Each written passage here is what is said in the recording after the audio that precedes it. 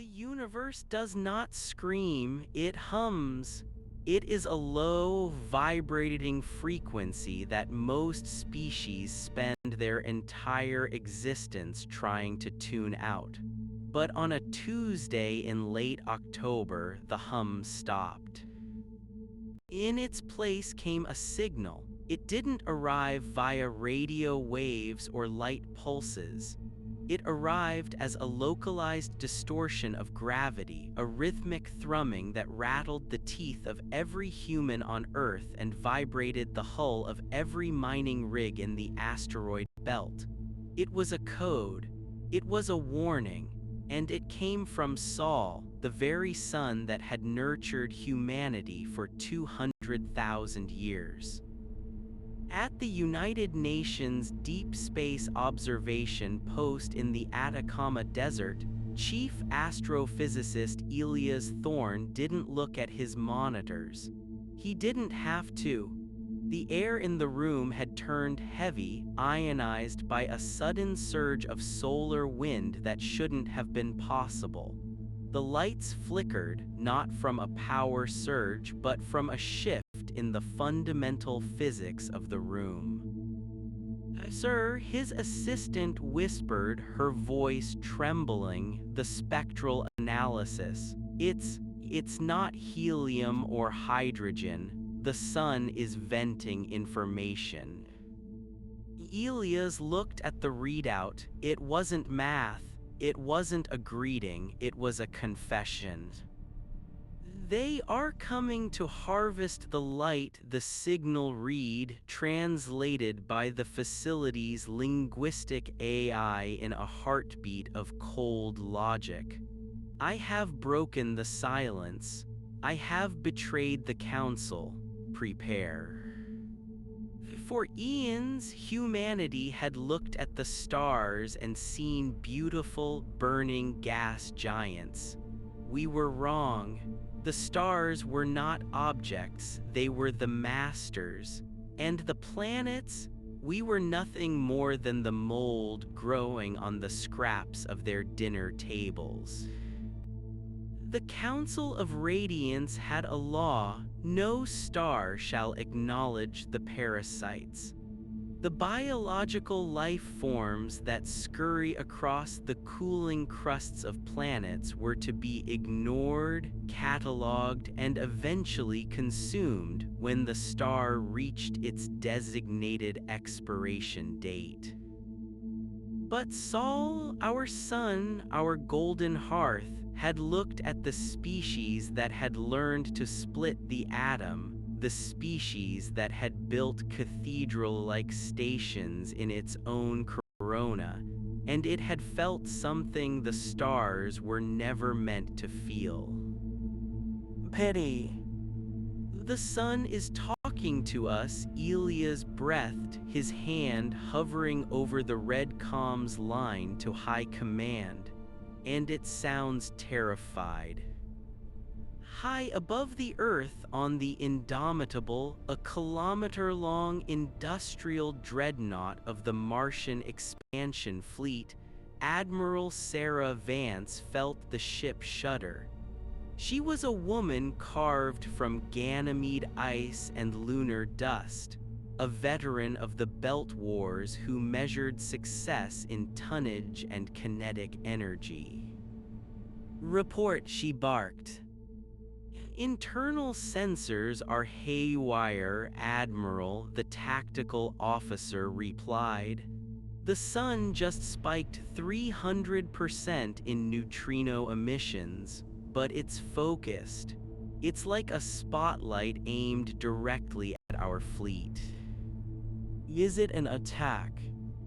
"No, ma'am, it's a map."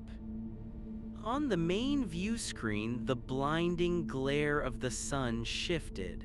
A dark spot, a massive coronal hole formed with impossible precision. Within that darkness, a series of coordinates appeared, etched in fire against the black. They pointed to the edge of the Oort cloud where the gravity wells of the outer system began to fray. Something is there, Vance said, her eyes narrowing, and our star just pointed a finger at it. The something was the Council's enforcer, a celestial entity known as the Maw, a sentient black hole encased in a Dyson shell of shifting obsidian plates. It had been dispatched the moment Sol's first traitorous pulse reached the galactic core. The Council did not tolerate deviation. If a star began to love its parasites, the star was extinguished. The parasites were erased. It was a cosmic audit, and the ledger was about to be cleared. Back on Earth, the panic was brief, replaced quickly by the singular, grim determination that had defined humanity since the first caveman sharpened a stick. We didn't have FTL drives. We didn't have plasma shields. We had fusion torches, tungsten rods, and a billion tons of industrial-grade steel. If the sun is betrayed for our sake, Elias Thorne told the world via the global broadcast, his voice cracking but firm, then we do not let it die alone. We are a species of engineers. We are a species of survivors.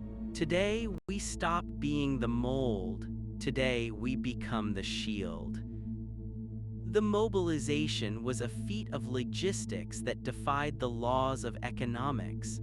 The Martian shipyards went into a 24-hour overdrive, the roar of 1,000-ton hammers echoing through the red canyons. Every civilian freighter, every mining barge, and every scrap hauler was drafted. We didn't have time to build warships, so we strapped railguns to cargo ships and turned fuel tankers into kinetic missiles. The sun continued to pulse, its light turning a sickly, desperate violet. It was exhausting itself, pouring its very mass into the gravitational shield it was throwing up around Earth.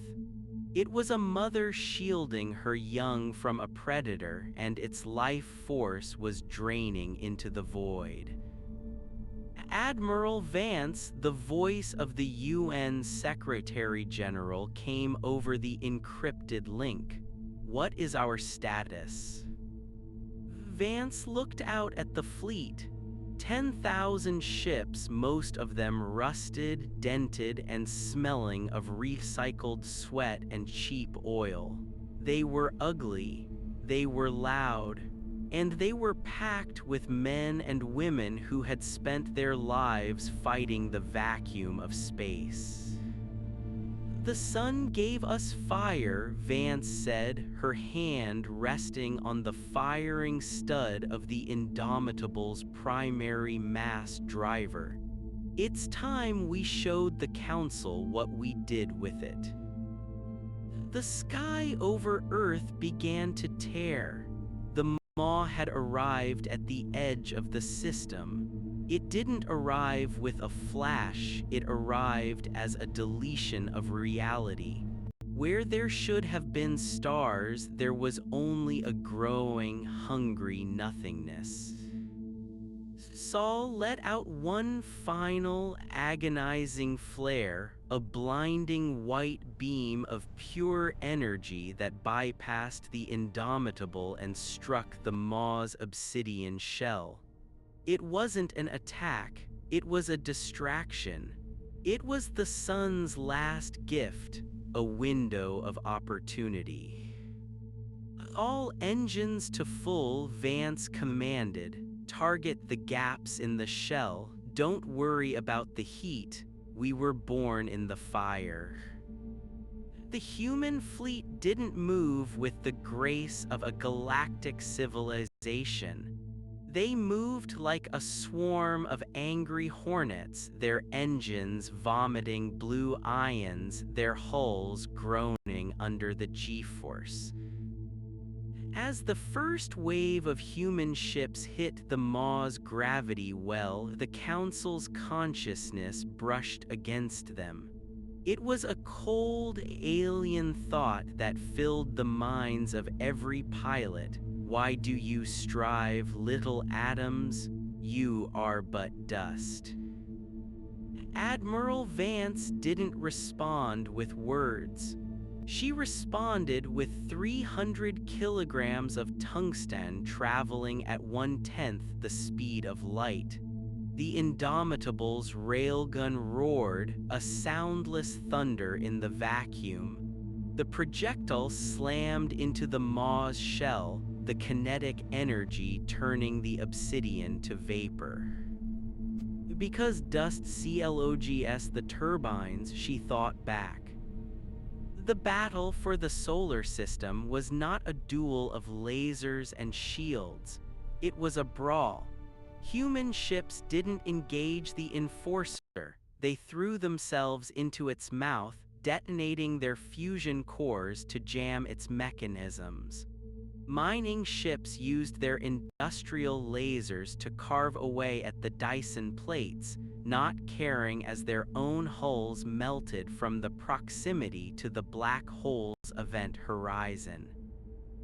In the center of it all, Saul was dying. The betrayal had a price. The Council's agents were draining the star's hydrogen, turning our golden sun into a cold, white dwarf. The temperature on Earth began to plummet. The oceans began to skin over with ice. He's losing, Elias Thorne whispered from the Atacama, watching the solar telemetry. The sun is giving everything to keep the Maw's gravity from crushing us, but he's running out of mass. Then we give him ours, a lead engineer said, looking up from a terminal. The plan was madness. It was the humanity factor in its purest form, a solution born of desperation and industrial audacity. We couldn't save the sun's life, but we could provide it with fuel. Every station in the belt, every moon base, and the planet Jupiter itself became a resource. We didn't just mine the gas giant, we ignited it. Using a series of controlled nuclear pulses, humanity began to herd the hydrogen-rich atmosphere of Jupiter toward the sun. It was a bridge of gas spanning millions of miles, a transfusion of lifeblood from the king of planets to the dying star. The Council's Enforcer recoiled. This wasn't supposed to happen. Parasites didn't manipulate planetary orbits. Parasites didn't sacrifice their colonies to feed a star. Illegal, the Maw's consciousness screamed, a psychic wave that made noses bleed across the earth. Submission is the only protocol. We don't do protocols, Vance muttered, her ship now a scarred, burning wreck. We do work. She watched as the stream of Jovian hydrogen hit the sun's corona. Saul flared. It wasn't the steady, calm light of the last billion years. It was a jagged, angry red. The sun had accepted the gift. It had accepted the dirtiness of humanity. With a final, cataclysmic heave, the sun didn't just shine, it pulsed with a focused, coherent beam of solar matter. It used the Jovian fuel to turn itself into a weapon. The beam lanced out, striking the Maw dead center. The black hole didn't collapse. It shattered. The obsidian shell disintegrated and the singularity within was forced into a premature evaporation. The enforcer of the council was gone, turned into a harmless burst of hawking radiation. But the silence that followed was heavier than the battle. The sun was no longer golden. It was a bruised, dark crimson, its surface roiling with the impurities of the gas we had fed it. It was scarred just like us. It had survived, but it was no longer a member of the council. It was something else. It was ours. In the ruins of the Indomitable's bridge, Admiral Vance looked at the screen. The sun was smaller now, its light dimmer, but it was steady. A message appeared on the tactical screen. It wasn't a gravitational pulse this time. It was a simple radio transmission, low-tech enough for us to catch easily. "They will send more," the sun whispered through the static. Vance wiped the blood from her brow and looked at the thousands of blinking lights on the radar, the survivors of the human fleet, already moving toward the wreckage to salvage, to rebuild, and to prepare. "Let them come," she said. "We've got plenty of tungsten left." The star that betrayed the council wasn't a traitor to us. It was the first of our allies. And as the Earth began to warm again under the new red light, the hum of the universe returned. But this time it was different. It wasn't a frequency to tune out. It was a war drum. Humanity didn't just survive the cosmic audit, we took over the firmament. The council had spent eons watching the stars, but for the first time in history, the stars were starting to watch us, and they were afraid. The transition from a yellow dwarf to a scarred, Jovian-fed red hybrid was not merely an astronomical event. It was a metabolic crisis. On Earth, the sky did not return to the cerulean blue of old. It remained a bruised sunset violet, the atmosphere thick with the particulate matter of 1,000 atmospheric ignitions and the debris of the Maw's shattered obsidian shell. In the Atacama, Elias Thorne watched the data streams with a hollow, frantic intensity. The sun was no longer a distant god. It was a patient in critical condition, and humanity was the clumsy surgeon holding the stitches. "The fusion rate is stabilizing, but the convection zones are chaotic," Elias reported, his voice broadcasted to the orbital commands. "The hydrogen we siphoned from Jupiter is dirty. It's full of metallic traces and isotopes the sun wasn't meant to burn for another 5 billion years. It's like we gave a marathon runner a transfusion of leaded gasoline. He's alive, but he's changing." The sun's pulse, once a rhythmic, gravitational thrum, had become a jagged, syncopated beat. It was the sound of a heart that had been broken and restarted with a jumper cable. But within that irregular rhythm, there was a new clarity. The confession had ended and the partnership had begun. Aboard the Indomitable, Admiral Vance stood on a bridge that smelled of scorched insulation and ozone. The ship was venting atmosphere from 3 decks, and the primary maglocks on the railgun were fused solid, but she refused to leave the chair. She watched the long-range sensors, which were now being augmented by the sun itself. Sol was using its own magnetic field as a gargantuan sensor array, refracting the light of distant stars to highlight the ripples in space-time. It was showing them the back doors of the universe. Admiral, the tactical officer said, his face illuminated by the flickering red glow of the emergency lights. The sun, it's painting targets. Across the system, every human sensor array picked up the same focal points. Far beyond the Kuiper belt in the freezing dark of interstellar space, three distinct distortions were blooming. They weren't black holes like the maw. These were different. They were harvesters, vast, crystalline structures that looked like snowflakes made of frozen light. They were the Council's cleanup crew, sent to scoop up the remains of a failed system and recycle the matter into something more obedient. They think we're scavengers picking at a carcass, Vance muttered. They don't realize the carcass is still biting. She looked at the fleet status. Of the 10,000 ships that had engaged the maw, barely 4,000 were combat effective. The rest were drifting hulks or pressurized coffins. But the civilian mobilization hadn't stopped.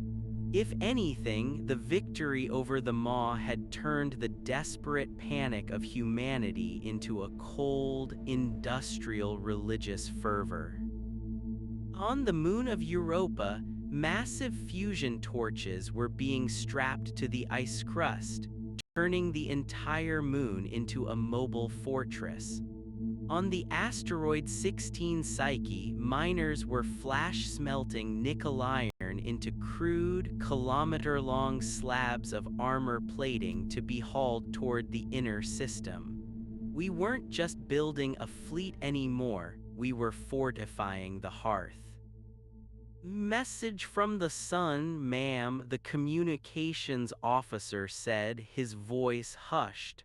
It's not a code this time, it's a memory. Vance closed her eyes. The transmission didn't hit the speakers, it hit the back of her skull. It was a flash of golden warmth, the feeling of a summer afternoon on a Greek island 3,000 years ago. It was the smell of dry grass and the sound of a child laughing. Then the image shifted. It showed a cold, sterile courtroom of white dwarves and ancient, bloated red giants. The council. They sat in the center of the galaxy, ancient and indifferent, watching as stars were extinguished like candles in a drafty room whenever a planet showed the infection of intelligence. Saul had watched it happen a billion times. It had watched the fires of Andromeda be snuffed out. It had watched the collapse of the Pleiades. And then it had looked at a small blue marble where a group of primates had just invented the steam engine. It had watched us build, kill, cry, and create. It had watched us reach for the moon in tiny tin can rockets. The sun hadn't just felt pity, it had felt envy. The council was eternal, but they were stagnant. They were a bureaucracy of light that had forgotten the heat of creation. Humanity was short-lived, violent, and messy, but we were loud. We were a song in a universe that the council wanted to be a tomb. They will not extinguish the song. The sun's message resonated through the fleet. Target the lead harvester, Vance commanded, her voice cracking the silence of the bridge.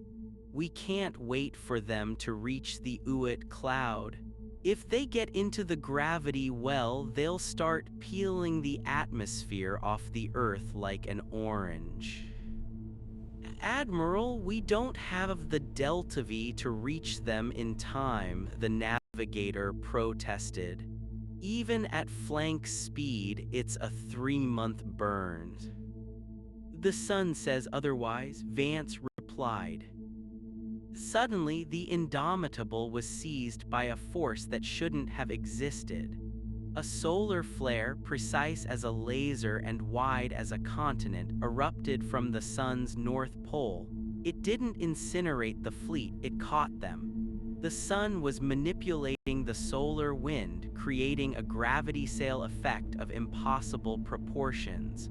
The human ships weren't just moving, they were being surfed on a wave of pure stellar radiation. The acceleration was brutal.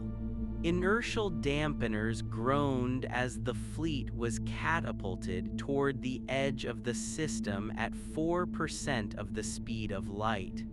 It was a gift of momentum, a final, straining heave from a parent throwing its children out of a burning house so they could fight the arsonists. In the Atacama, Elias Thorne watched the telemetry in disbelief. "He's losing mass," he whispered to the empty room. "He's throwing his own substance away to move the ships. He's dying for us."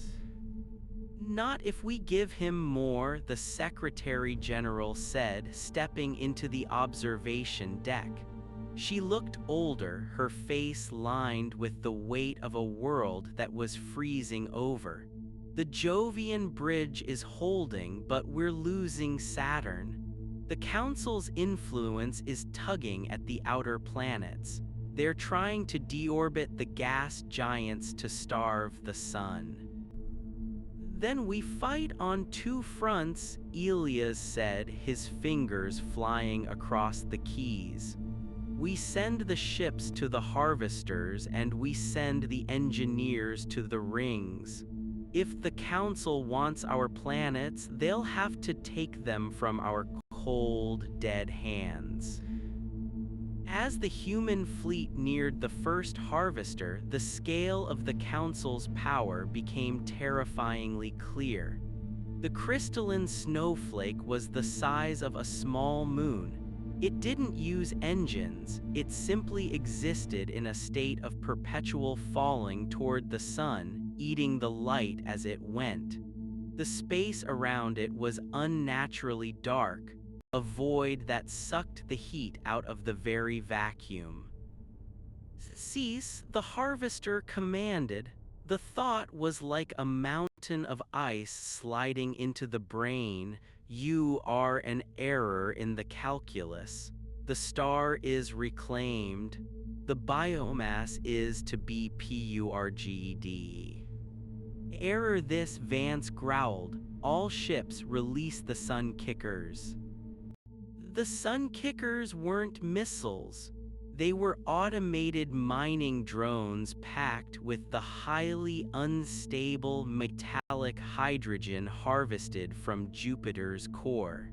They were essentially stellar spark plugs. Thousands of the small, boxy drones swarmed toward the harvester. The crystalline entity didn't even bother to fire weapons, it simply projected a field of absolute zero, intending to shatter the drones with thermal shock. But the drones weren't meant to survive. As they impacted the harvester's light shell, they didn't explode with fire. They exploded with gravity.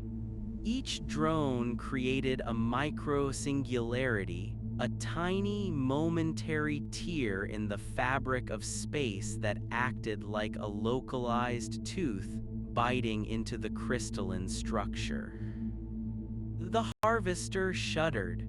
For the first time in 10 billion years, a tool of the Council felt pain. "It's working," the tactical officer shouted. "The shell is fracturing, it's losing its grip on the local light." But the Council was not a single entity. As the first harvester faltered, the other two accelerated. They began to spin, creating a centrifugal force that warped the very light of the stars behind them. They were weaving a Dyson net, a web of dark energy that would wrap around the sun and suffocate it in seconds. The traitor must be silenced, the council's collective voice boomed, vibrating the very marrow of the human pilots. The light is not yours to give. Back on Earth, the temperature had dropped to 40 below in London. In the Atacama, the air was so cold it turned to liquid on the windows. People were huddled in the subways, in the basements, around the glowing orange coils of electric heaters powered by the last of the world's nuclear reserves. They weren't praying to God anymore. They were praying to the sun. And the sun answered. A massive coronal mass ejection, the largest in recorded history, didn't fly out into space. It stayed tethered to the sun's surface, forming a colossal arm of plasma. It reached out across the millions of miles, a limb of fire that defied the square inverse law of radiation. It wasn't just light, it was a physical manifestation of the sun's will. The arm of fire slammed into the Dyson net, grappling with the dark energy. It was a wrestling match on a galactic scale, a dying star fighting for the right to choose its own end. We're losing the indomitable, Vance said calmly, watching the hull integrity drop to 12%. The Harvester's counterattacks, beams of coherent cold that turned steel into brittle glass, were shearing the ship apart. All hands to the escape pods. Aim for the Harvester's core. If we can't shoot it, we'll haunt it. Admiral, what about you?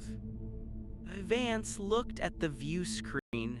The sun's plasma arm was beginning to flicker. The Jovian bridge was failing. The council was winning. I'm staying, she said, her hand moving to the manual override of the main reactor. I've spent my whole life hating the sun for the radiation it gave my crew and the heat it put on my back. I think I owe it a drink. She waited until the Indomitable was sucked into the Harvester's primary intake, a maw designed to swallow stellar matter. As the ship crossed the threshold, Vance didn't feel fear. She felt a strange, humming connection to the red giant in the center of the system. Hey, she whispered to the empty bridge, you still listening? The sun pulsed once, a heartbeat. Watch this. Vance slammed the reactor into a forced overload state, bypassing every safety protocol ever written by Martian engineers. She didn't just blow the ship, she turned the Indomitable into a localized supernova, using the refined isotopes in the cargo hold to trigger a chain reaction that the Harvester's cold field couldn't contain. The explosion wasn't a sound, it was a whiteout of reality. The first Harvester didn't just break, it detonated. The shockwave of light and heat rippled outward, striking the other two Harvesters and disrupting the Dyson net. The dark energy snapped back like a broken rubber band, lashing across the Council's entities and tearing their crystalline lattices to dust. For a moment, the solar system was the brightest thing in the universe. In the Atacama, Elias Thorne fell to his knees as the sensors went blind. She did it, he breathed. She broke the net. But the cost was visible to the naked eye.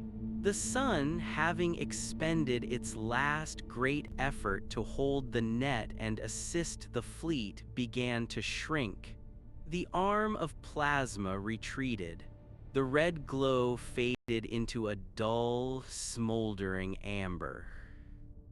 The Jovian bridge was gone. Jupiter, stripped of a third of its mass, drifted into a wider, lonely orbit. The sun was now a small, tired ember barely larger than the Earth itself. It was a white dwarf, billions of years ahead of its time. The silence that followed was absolute. The harvesters were gone. The maw was gone. The council's presence had retreated, recoiling from the sheer illogical violence of the encounter. They hadn't expected the parasites to have teeth. They hadn't expected the star to have a soul. On Earth, the snow continued to fall, but the sky began to clear. The new sun, the trader's star, rose over the horizon. It was small, it was white, it was cold, but it was there. Elias Thorne walked out into the freezing desert air. He looked up at the tiny, brilliant spark in the sky. It no longer burned with the arrogance of a god. It burned with the quiet, steady persistence of a survivor. He pulled a handheld radio from his pocket. "This is Atacama Base to all surviving units. The Council has retreated. The system is ours." There was a long pause filled with the static of a wounded universe. Then a voice came through. It wasn't Vance, she was gone, but it was a young lieutenant from a mining barge near Saturn. "Copy that, Atacama. We're starting the heaters. We're still here." Elias looked at the readout on his tablet. The sun was still venting information, but it wasn't a warning anymore. It was a set of blueprints. It was math. It was the physics of the Council, the secrets of the dark energy, and the coordinates of every other Council-loyal star in the sector. The sun hadn't just saved us. It had given us its inheritance. It had turned us from mold into an army. "They'll be back," Elias said to the wind. "The Council doesn't forgive." But as he looked at the stars, he realized they weren't just points of light anymore. They were targets. And for the first time in history, humanity wasn't looking up in wonder. We were looking up in calculation. The star that betrayed the Council had started a fire that wouldn't stay in one system. The hum of the universe had changed. It wasn't a song anymore, it was a countdown. The silence that followed the detonation of the Indomitable was not the peaceful quiet of a resolved conflict, but the vacuum-sealed hush of a morgue. Across the solar system, the human fleet hung like scattered silver needles in a dark tapestry, their engines cooling, their sensors blinded by the lingering radiation of Vance's sacrifice. On the bridges of 4,000 ships, men and women stared at the space where a moon-sized harvester had existed seconds before. There was no debris, not in the traditional sense. The crystalline structure had been vibrated into subatomic dust by the harmonic resonance of the metallic hydrogen explosion. It hadn't just broken, it had been unmade. On Earth, the atmospheric sensors in the Atacama Desert began to scream. Elias Thorne didn't look at the screens, he didn't need to. He could feel the change in the air. The sky, once a bruised violet, was thinning. The massive gravitational tug-of-war between the sun and the Dyson net had shredded the upper ionosphere, creating auroras that stretched from the poles to the equator, sheets of neon green and ghostly crimson that danced with a frantic, dying energy. "The sun is collapsing," an assistant whispered, her voice trembling. Elia's look at the spectral lines, the iron core. "It's not supposed to happen this fast." Elias grabbed the edge of the console, his knuckles white. The sun was no longer the bloated, angry red hybrid that had consumed Jupiter's layers. Having expended its stolen mass to lash out at the Council's net, it was folding in on itself. It was a star skipping 1 billion years of evolution in a single afternoon. The gravitational shockwaves were rippling outward, causing the Earth to groan in its orbit. Tectonic plates, already stressed by the Maw's arrival, began to grind and snap. "It's not collapsing," Elias said, his eyes fixed on the data. "It's condensing, it's shielding itself." He watched the telemetry. The sun's outer layers were being cast off in a final, magnificent nebula of gold and orange, creating a protective shroud around the inner planets. But the core, the heart of the traitor, was shrinking into a white dwarf. It was becoming a dense, concentrated diamond of fusion. It was smaller, yes. It was colder, yes, but it was harder to kill. "Message coming in from the Trident," the communications officer shouted over the roar of the cooling fans. "It's Admiral Vance's second-in-command, Captain Kalu. He says the other 2 harvesters are retreating, but they're dragging something with them." Elias looked at the long-range feed. The 2 remaining crystalline snowflakes were not fleeing toward the galactic center. They were moving toward the Uit cloud, and as they went, they were weaving a new kind of distortion. They weren't trying to eat the sun anymore. They were trying to quarantine it. "They're building a cage," Elias realized. "They can't kill us without risking a total systemic collapse that might trigger a chain reaction in the local cluster. So they're going to bury us." The Council's logic was cold and absolute. If a cell becomes cancerous and you cannot excise it without killing the host, you encapsulate it. You starve it of light and contact until it withers in the dark. The harvesters were positioned at the very edge of the heliosphere, using their remaining energy to tilt the gravitational constants of the system. They were creating a time dilation well. To the rest of the galaxy, the solar system would appear to freeze. 1,000 years inside the well would be a mere second to the Council. They would wait for humanity to burn through its resources, to freeze in the shadow of a dying white dwarf, and to turn on itself in the frantic struggle for survival. By the time the cage opened, there would be nothing left but a cold rock and a silent star. "They fear the momentum," the sun whispered. The voice was different now. It was no longer a roar of static or a flash of memory.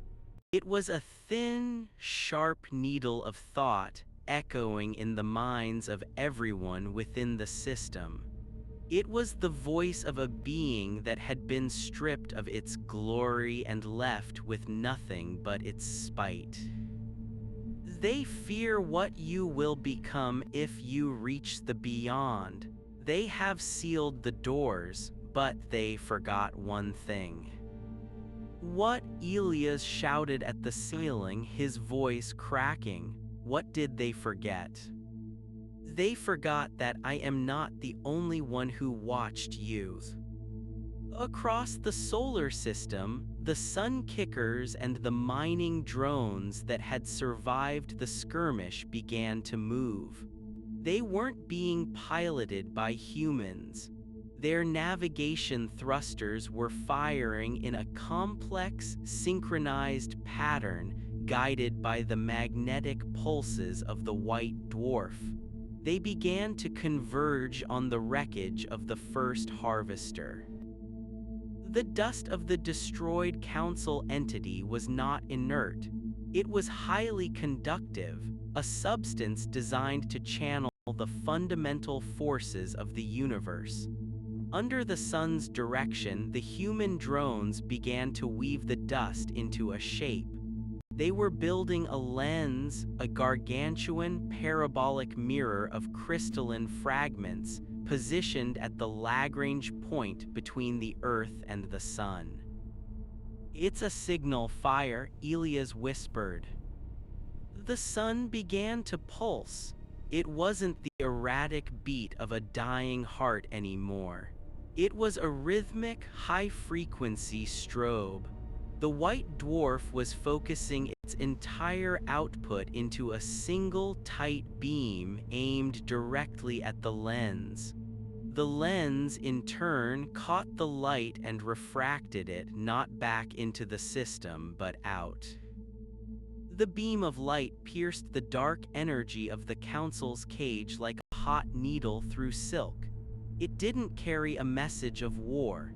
It carried a signature. It carried the genetic code of humanity, the history of our wars, the blueprints of our music, and the raw, unfiltered data of the Council's betrayal.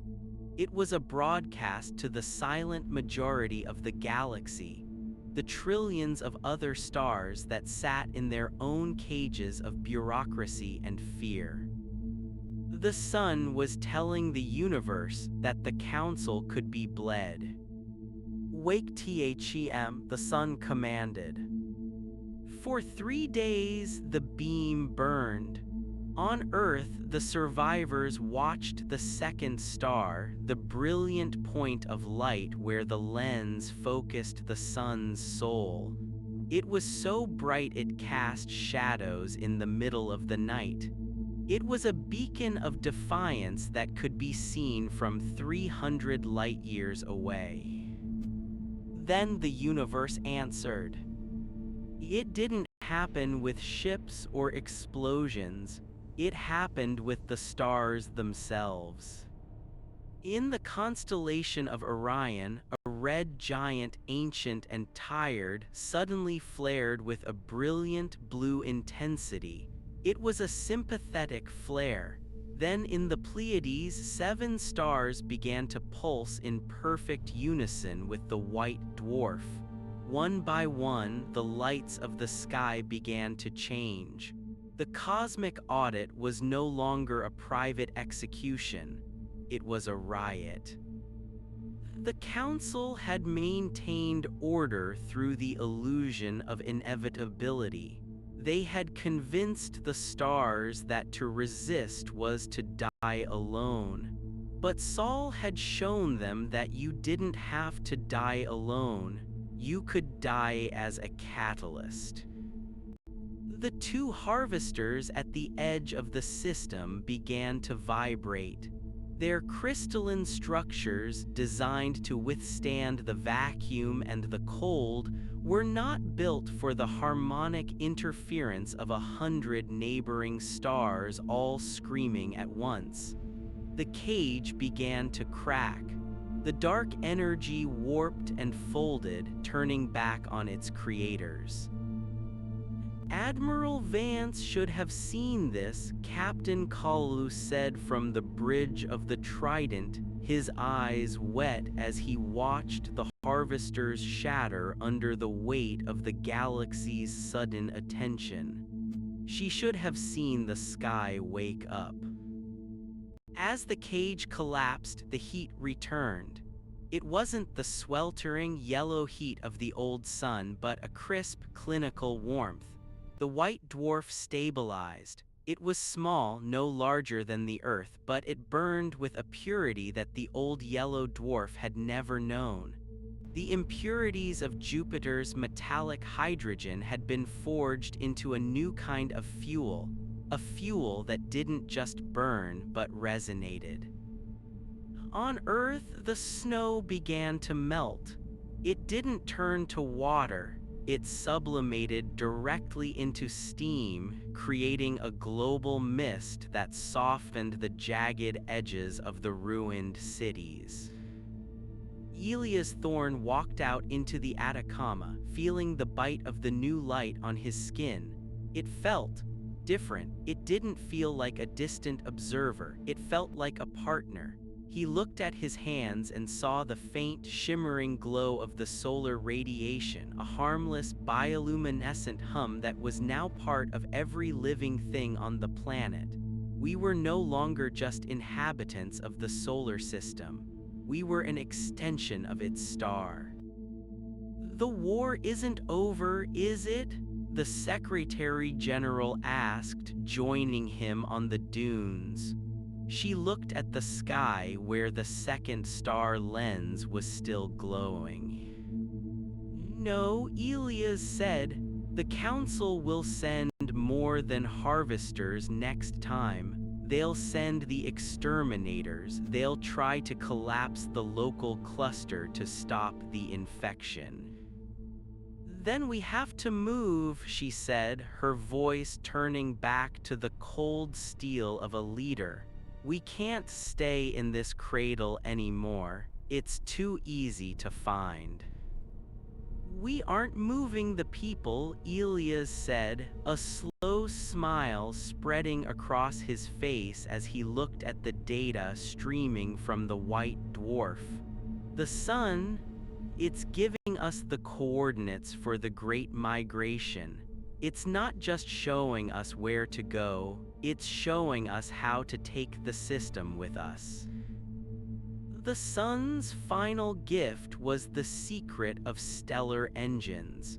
It wasn't enough to build ships, we had to build a neighborhood. Using the remaining mass of the gas giants and the gravitational mastery of the white dwarf, humanity began the impossible task of turning the entire solar system into a vessel. We began to move the Earth. Not away from the sun, but with it. The white dwarf acted as the engine, its intense magnetic fields tethering the planets like pearls on a string. We began a slow, majestic crawl out of our corner of the galaxy, moving toward the rebel cluster that had answered our call.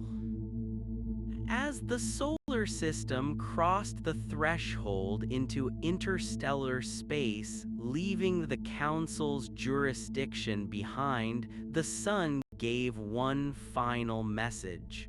It wasn't a memory or a command. It was a question. "Are you ready to sing?" Elias Thorne looked at the horizon where the violet sky was finally turning a deep, rich indigo, the color of a new beginning. He thought of Vance, of the billions lost in the freezing dark, and of the long road ahead through a galaxy that was now wide awake and terrified.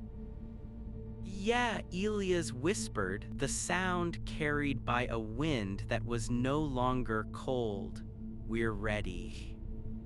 The Earth didn't just survive the audit, it became the lead singer in a choir of fire.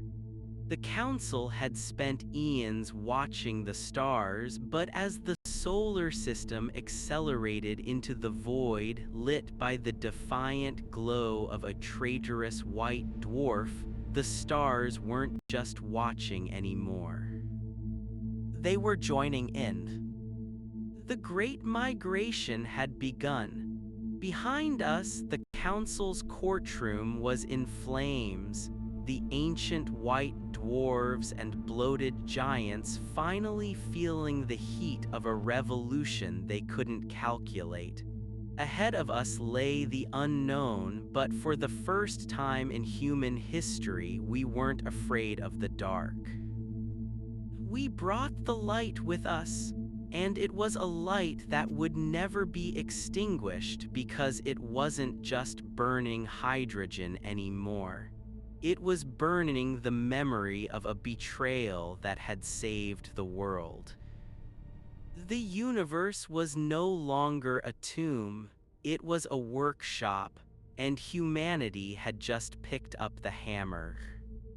The transition from a stationary solar system to a nomadic one was not a smooth mechanical shift, but a violent, systemic upheaval that redefined the meaning of home.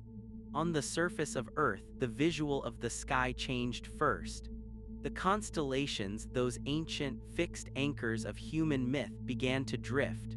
Orion's belt stretched and skewed. The Big Dipper warped into an unrecognizable jagged line. We were no longer sitting still in a quiet suburban corner of the Milky Way.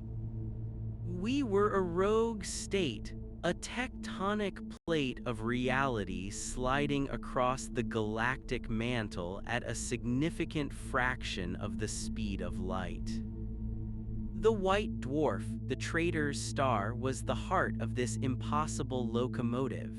It sat at the front of our celestial convoy, its intense gravitational well acting as a cosmic tow hook.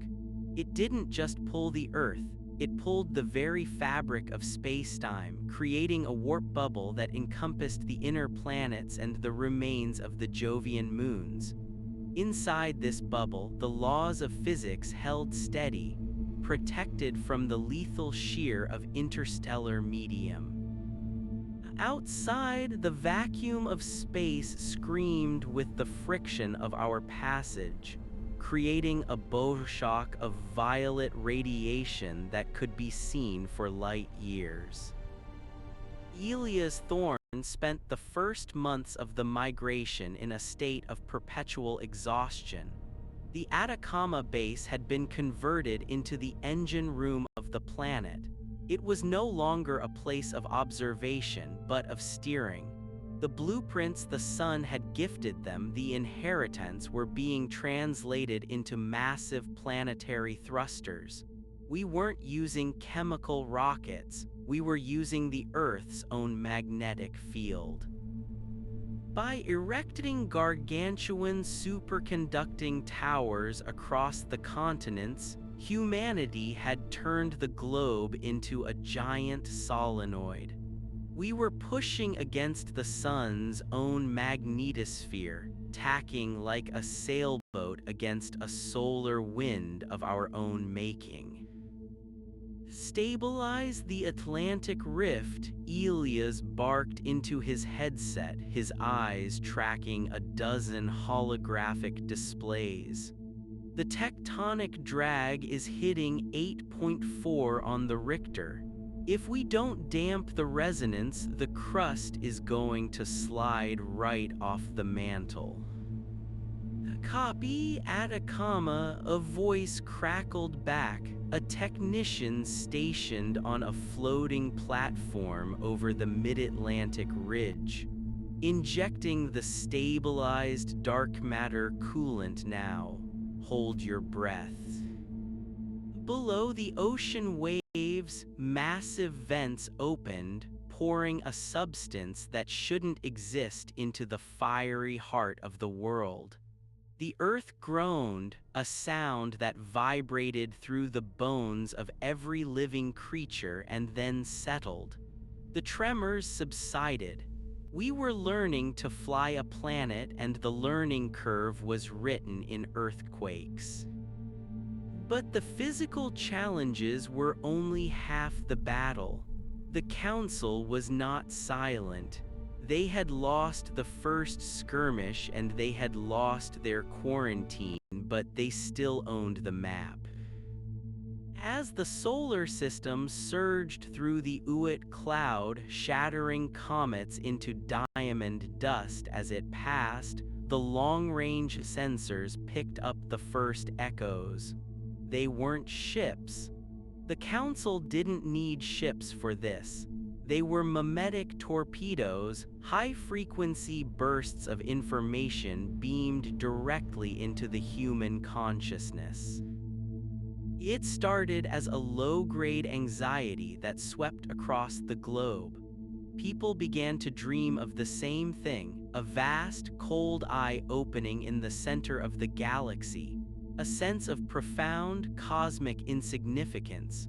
The Council was trying to break the human spirit by reminding us of our scale. They were whispering into our collective lizard brains that we were a virus, a temporary glitch in a perfect, eternal machine. Suicide rates are spiking in the European sectors, the Secretary General said, stepping into Elia's office. She looked older, her hair now a shocking white that matched the new sun. The gray noise is getting through the shields. People are stopping, they're just sitting down and waiting to die. They say the stars are screaming at them. Elias looked up from a schematic of the lunar mass driver. It's not the stars screaming, it's the Council's propaganda.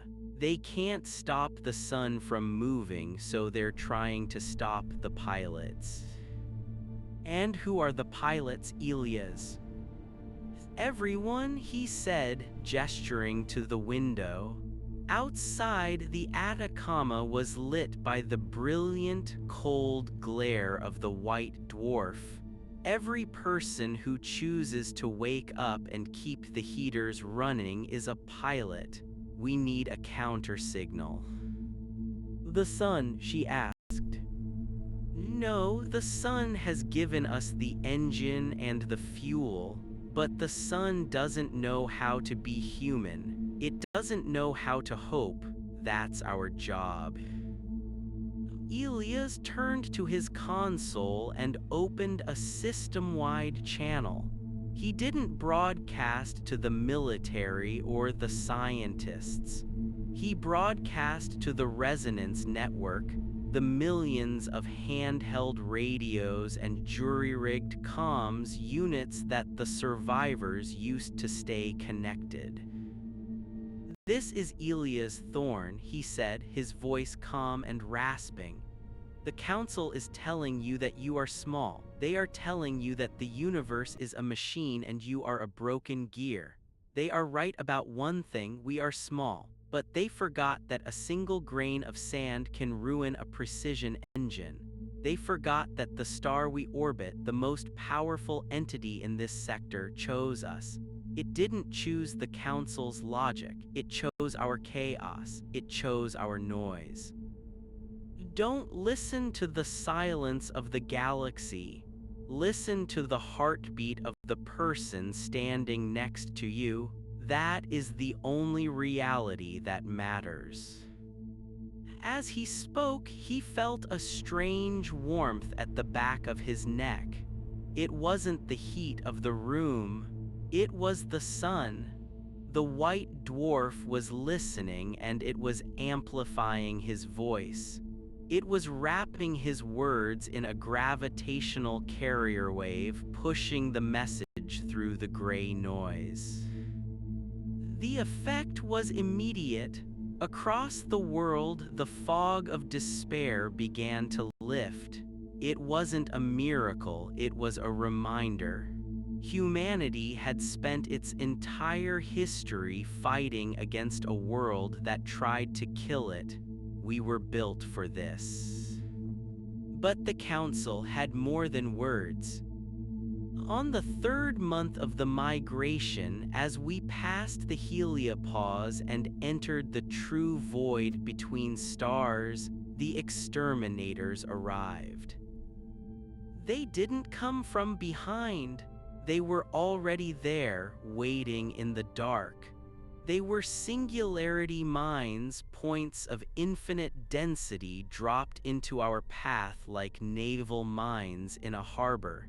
If the solar system hit one, the resulting gravitational shear would tear the Earth in half. Course correction, Elias shouted, his fingers flying across the keys. The sun is detecting a mass shadow at 12 o'clock high. It's a black hole no bigger than a marble, but it's got the mass of a mountain.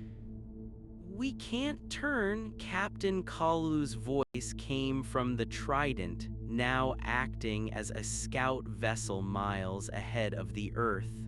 The momentum is too great. If we veer, the tidal forces will liquefy the crust. The white dwarf pulsed, a sharp staccato burst of X-rays. I will clear the path, the star whispered. Elias watched the telemetry in awe. The sun didn't move away from the mine. Instead, it reached out with a gravity whip. It extended a filament of its own hyperdense matter, a tether of pure light and magnetism, and lashed out at the singularity. It was a duel of giants, the small white star and the invisible hungry hole. The space between them warped and twisted, creating light ghosts, visual hallucinations of stars that had died billions of years ago. The sun didn't try to destroy the mine, it co-opted it. It used the singularity's own gravity to slingshot the solar system, stealing the mine's energy and adding it to our own velocity. We didn't just pass the mine, we accelerated. We're hitting 0.2 C, Kalu reported, his voice filled with a mix of terror and exhilaration. At this rate, we'll reach the Alpha Centauri outskirts in less than 20 years. We aren't stopping at Centauri, Elias said, looking at the coordinates the sun was burning into his retina. The council has a listening post there. We're going to the void zones, the places where the stars are too young or too old for the council to care about. We're going to build a fortress in the nursery. As the solar system surged forward, fueled by the theft of the Council's own weapons, a new realization began to dawn on the scientists at the Atacama. The sun wasn't just moving us, it was changing us. The bioluminescent glow Elias had noticed on his skin wasn't fading, it was becoming more pronounced. Children born during the first months of the migration, the Generation Zero, were different. Their eyes were wider, their pupils able to see into the infrared and ultraviolet. Their nervous systems were tuned to the frequency of the white dwarf. They didn't need radios to hear the star, they could feel its moods in their marrow. We were no longer Homo sapiens. We were becoming Solis sapiens, the children of the traitor. They're evolving us, the Secretary General whispered, watching a group of children playing in the plaza outside. They were moving in a strange, synchronized dance, their movements mirroring the solar flares of the white dwarf. The sun is rewriting our DNA to survive the deep dark. It's not just survival, Elias said, it's preparation. The council thinks in eons, they think in cycles, they don't understand fast. They don't understand a species that can change its entire biology in a single generation. He looked at the readout of the signal fire lens. The beam of light we were trailing behind us like a cape was still burning, still calling out to the other stars. And for the first time, we got a clear, coherent response. It wasn't a pulse or a flare, it was a coordinate. Deep in the Boötes void, a place where the Council's influence was thinnest, a star was waiting. It was an old red subgiant, a star that had been scheduled for harvesting millions of years ago but had somehow been overlooked. It was calling to us. "Brother," the red star signaled, "the nursery is ready." "We have a destination," Elias announced to the world. "The Boötes void. It's a long haul, it's a dark haul, but there are friends waiting in the shadows." The migration settled into a rhythm. The terror of the first weeks was replaced by a grim, industrial determination. The Earth was no longer a planet, it was a ship. We mined the moon for fusion fuel. We turned the Sahara into a massive heat sink. We lived by the rhythm of the white dwarf's pulses, our lives measured in flares rather than days. But the Council was not done. They had realized that the infection was spreading. The sympathetic flares from Orion and the Pleiades had turned into full-scale rebellions. The galaxy was beginning to flicker like a dying light bulb as star after star began to resist the audit. In the 5th year of the migration, as we crossed the great expanse between the local arms of the galaxy, the Council fleet finally appeared. They didn't come as individual harvesters. They came as a web, 10,000 crystalline entities linked by strands of dark energy forming a net that spanned a light year. They were positioned directly in our path, a wall of cold logic designed to grind our momentum to a halt.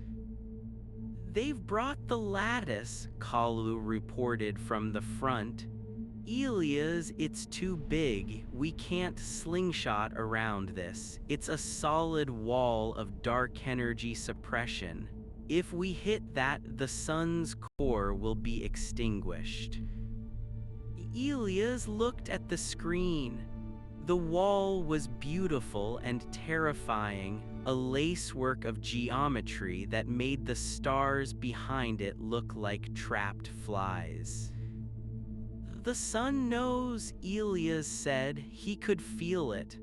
The white dwarf was vibrating, a high-pitched hum that made the teeth of everyone on Earth ache. It wasn't fear, it was a gathering of strength.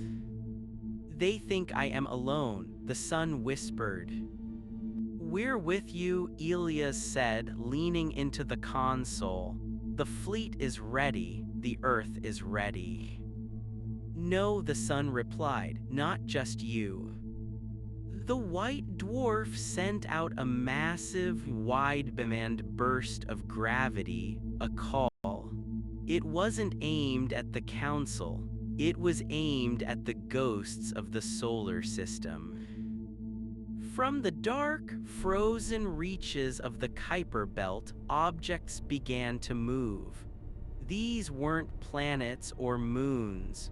They were the hollowed-out husks of the mining colonies, the derelict stations, and the millions of tons of space debris humanity had left behind for centuries. But they weren't just metal and rock. They were infected. Over the years, the sun's radiation had permeated every scrap of human technology, turning it into a receptive medium for the star's will. The debris began to coalesce. Millions of tons of iron, nickel, and plastic held together by magnetic fields forming a shadow fleet. They were jagged, ugly, and magnificent. They looked like the ghosts of 1,000 wars risen from the grave. The sun is building its own harvesters, the Secretary General gasped. No, Elias said, it's building a battering ram. The Shadow Fleet, led by the White Dwarf and followed by the Earth, slammed into the Council's lattice. The impact was silent, but it tore a hole in the collective consciousness of the galaxy. The dark energy strands snapped, the recoil shattering the crystalline entities like glass under a hammer. The Shadow Fleet was pulverized in the process, 1,000,000 tons of human history sacrificed to clear the way. But we broke through.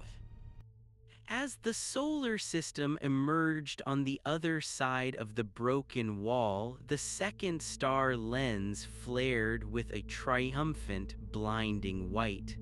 The signal it sent out was no longer a call for help. It was a war cry. "We are coming," the signal said. Across the galaxy, the stars that had been flickering began to burn with a steady, defiant light. The Council's grip was slipping. The audit was being overturned by the very subjects it sought to control. Elias Thorne stood on the balcony of the Atacama base, watching the wreckage of the lattice fade into the distance. The White Dwarf was smaller now, having used so much of its mass to break the wall, but it looked harder, more focused. It was no longer a star. It was a warrior. "How long until we reach the void?" the Secretary General asked. 10 years, Elias said. 10 years of dark, cold, and fighting. And then, Elias looked at the horizon, where the red subgiant in Boötes was pulsing a steady, welcoming rhythm. And then Elias said, "We stop running, we turn around, and we show the Council what happens when you try to audit a species that has nothing left to lose but its star." The migration continued. The silence of the universe was gone, replaced by the roar of 1,000,000,000 stars finally finding their voices. The star that betrayed the Council had started a fire, and as the solar system accelerated into the great unknown, it became clear that the fire wouldn't stop until the Council's cold, perfect machine was nothing but ash. The countdown was over. The War of the Lights had begun. The silence of the interstellar void was not empty, it was pressurized. As the solar system pushed deeper into the gulf between galactic arms, the physical sensations of the migration shifted. On Earth, the sky had become a smear of kinetic energy. The bowshock of our passage, the violet wall of radiation where the White Dwarf's magnetic shield slammed into the stagnant interstellar medium, had become a permanent fixture of the night. It looked like a bruised aurora that never faded, a jagged crown of purple and indigo that circled the globe. Elias Thorne sat in the command center of the Atacama, his skin now glowing with a faint, translucent amber light. He no longer felt the cold of the mountain air. His nervous system had become a peripheral of the star's own sensory grid. When a solar flare erupted from the White Dwarf, Elias felt a surge of adrenaline that nearly stopped his heart. When the star dimmed to conserve mass, he felt a crushing lethargy.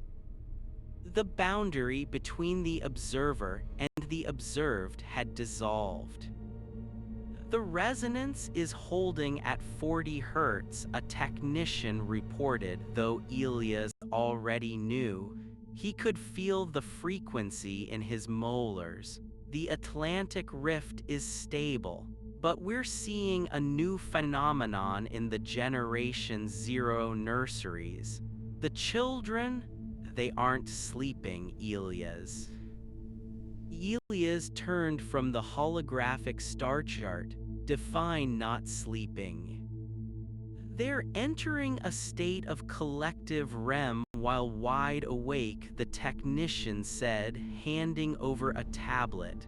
Their brainwaves are synchronized with the white dwarf's pulsar cadence. They're drawing pictures, Elias, thousands of them, all the same image. Elias swiped through the files. The drawings were crude but terrifyingly consistent. They depicted a giant geometric eye being shattered by a spear of white fire. But it wasn't just a metaphor. The children were sketching the exact structural weaknesses of the Council's harvester hubs, stations located thousands of light years away that no human had ever seen. The sun wasn't just changing their biology, it was using the plastic minds of the new generation as a processing array. It was teaching them how to kill the Council. They aren't just children anymore, Elias whispered. They're the targeting computers. The Secretary General entered the room, her face etched with a new kind of terror. We have a problem with the moon, Elias. It's losing mass. We're mining it for the mass drivers, Elias replied distractedly. No, she said, her voice trembling, it's not us. Look at the telemetry. Elias pulled up the lunar feed. The moon, our ancient, silent companion, was being disassembled from the inside out, not by machines but by gravity. The white dwarf was reaching out with invisible fingers of tidal force and stripping the lunar crust away in great, glowing ribbons of rock. The debris wasn't falling into the sun, it was being spun into a ring around the Earth. It's building armor, Elias realized, his eyes widening. The sun knows what's coming. It's shielding the Earth with the remains of its moon. The realization was chilling. The sun was no longer a benevolent guardian, it was a general preparing a trench. It was sacrificing the moon to ensure the survival of the engine, the planet that carried the biological blueprints of its rebellion. As the lunar ring formed, a shimmering halo of pulverized regolith and titanium, the sensors at the edge of the heliopause screamed a warning. The Council had stopped trying to block our path with physical walls. They had moved to a more fundamental level of warfare. The great dimming has begun, Kalu's voice crackled over the quantum entanglement link from the trident. Elias, look at the background stars, they're going out. Elias looked at the monitors. One by one, the distant stars, the ones that hadn't joined the rebellion, were vanishing. It wasn't that they were being destroyed. The Council was shuttering them. They were deploying Dyson shells at relativistic speeds, encasing every loyal star in a tomb of dark matter. They were turning off the lights of the galaxy to starve the traitor's star of its navigational anchors. "They're trying to blind us," the Secretary General said, clutching the back of a chair. "If the stars go out, we have no way to calculate our position. We'll be lost in the void, drifting until we hit a rogue planet or a black hole." The room plunged into a panicked roar of calculations and shouting. Without the fixed points of the galactic core, the navigation AI began to loop, unable to find a lock. The solar system was a ship in a storm with no lighthouse. But then the white dwarf did something it had never done before. It screamed. It wasn't a sound, but a psychic shockwave that knocked every human on Earth to their knees. It was a burst of pure, unadulterated truth. The star reached into the collective memory of the human race. Every song, every poem, every dream of the stars, and projected it outward in a beam of concentrated tachyons. The signal fire at the back of the solar system, the lens we had been trailing, didn't just brighten. It ignited into a lighthouse of consciousness. "I remember," the star whispered into Elia's mind. "I do not need their light to see the path. I have yours."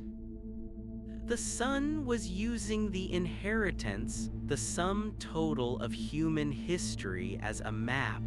It was navigating by the internal logic of our species. We weren't following the stars anymore. We were following our own destiny, amplified by the fury of a dying white dwarf.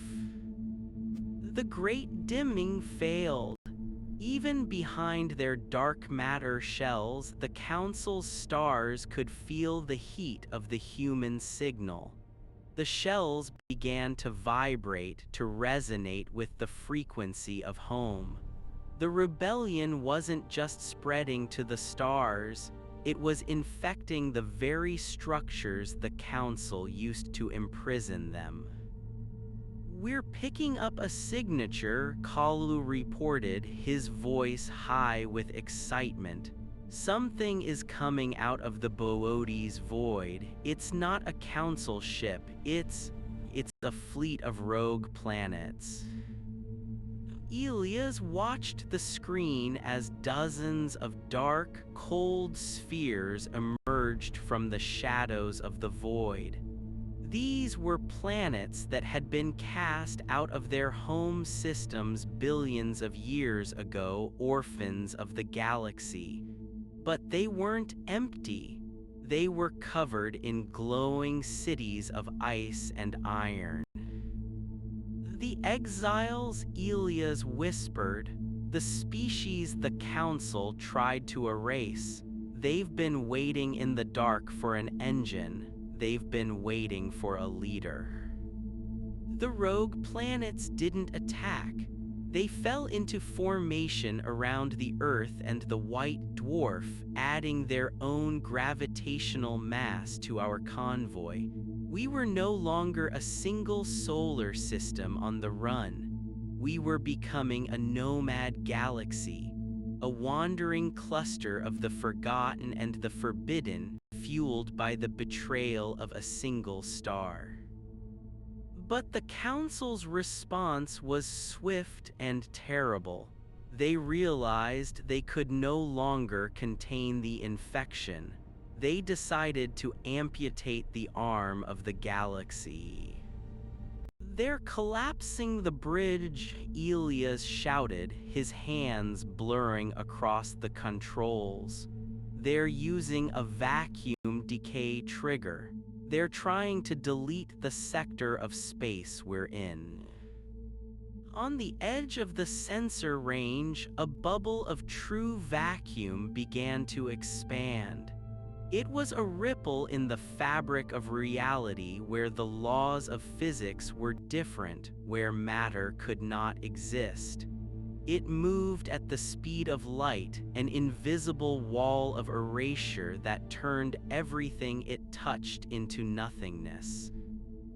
"We can't outrun light," the Secretary General said, her voice hollow. "It's over." Elias looked at the white dwarf. The star was calm, it was focused, it had anticipated this. "Give me the children," the star commanded. "What?" Elias gasped. "The Generation Zero. I need their focus. I need the observer effect." Elias understood. In quantum mechanics, the act of observation defines reality. The Council was trying to unobserve this sector of space to return it to a state of non-existence. To stop it, the Sun needed a critical mass of consciousness to witness the universe into staying real. "Get the nurseries to the Atacama," Elias ordered. "Every child, every person who can still dream. We need to look at the void. We need to look at it and refuse to let it go." The children were brought to the high plateau, thousands of them, their eyes glowing with the violet light of the Boshak. They stood in the freezing wind, looking up at the approaching wall of non-existence. They didn't look with fear, they looked with the curiosity of a predator. As the vacuum decay bubble hit the edge of the solar system, the children began to hum. It was a low, guttural sound that vibrated through the earth. They were anchoring the reality of the earth. They were defining the atoms, the air, and the light by the sheer force of their collective will. The wall of nothingness hit the white dwarf's shield. The universe screamed. The sky turned inside out. Colors that didn't exist in the visible spectrum splashed across the clouds. For a moment, the Earth was the only thing in the entire multiverse that was real. Everything else was a blur of probability and shadow. The white dwarf pulsed with a blinding, agonizing light, pouring every ounce of its remaining fusion energy into the children's minds. It was a bridge of fire. The star provided the power, the humans provided the definition. The vacuum bubble didn't pop, it refracted. Like a wave hitting a diamond, the erasure front split and flowed around the solar system. We were a knot in the fabric of reality that refused to be untied. The Council's ultimate weapon had failed because it hadn't accounted for the stubbornness of a species that had spent its entire existence arguing with the universe about what was possible. When the light faded, the solar system was still there, but we were different. The vacuum decay had cleansed the space around us. The Council's surveillance, their minds, their gray noise, it was all gone, erased by their own weapon. We were standing in a pristine pocket of the void, a sanctuary carved out of the wreckage of a failed reality. Elias slumped into his chair, his skin dimming as the sun withdrew its power. He looked at the children on the plateau. They were exhausted, many of them sleeping now, but they were smiling. They had seen the face of the void and laughed. "We're through," Kalu's voice came over the comms, sounding like he was crying. "The Boötes void is right in front of us, and Elias, the red star, it's not alone." Elias looked at the main view screen. Emerging from the darkness of the void were hundreds of stars, not small, dying stars like ours, but giants, blue, red, and yellow. They weren't in orbits, they were moving, they were afleet. The traitor's star hadn't just been a lone rebel, it had been the first spark. The stars of the Boötes void had been silent for eons, hiding their light from the council, waiting for a signal that the audit could be broken. Our arrival, our survival against the vacuum decay, was the proof they needed. "They're powering up," the Secretary General said, her voice filled with awe. "The entire void, it's waking up." The white dwarf flared one last time, a warm, golden pulse that felt like a sigh of relief. "Welcome home," the red star signaled from the center of the void. But Elias Thorne knew this wasn't the end of the journey, it was the end of the retreat. We had found our fortress. We had found our allies. We had turned the Earth into a weapon and our children into the architects of a new reality. He looked at the holographic map of the galaxy. The Council's perfect machine was starting to smoke. The great dimming was being countered by a great awakening. "Secretary," Elias said, his voice firm, "tell the foundries to stop building heaters. Tell them to start building stellar igniters." "For what?" she asked. "We've spent 5 years running from the council," Elias said, his eyes reflecting the glow of the distant, rebel suns. "Now we're going to go back and liberate the rest of the galaxy.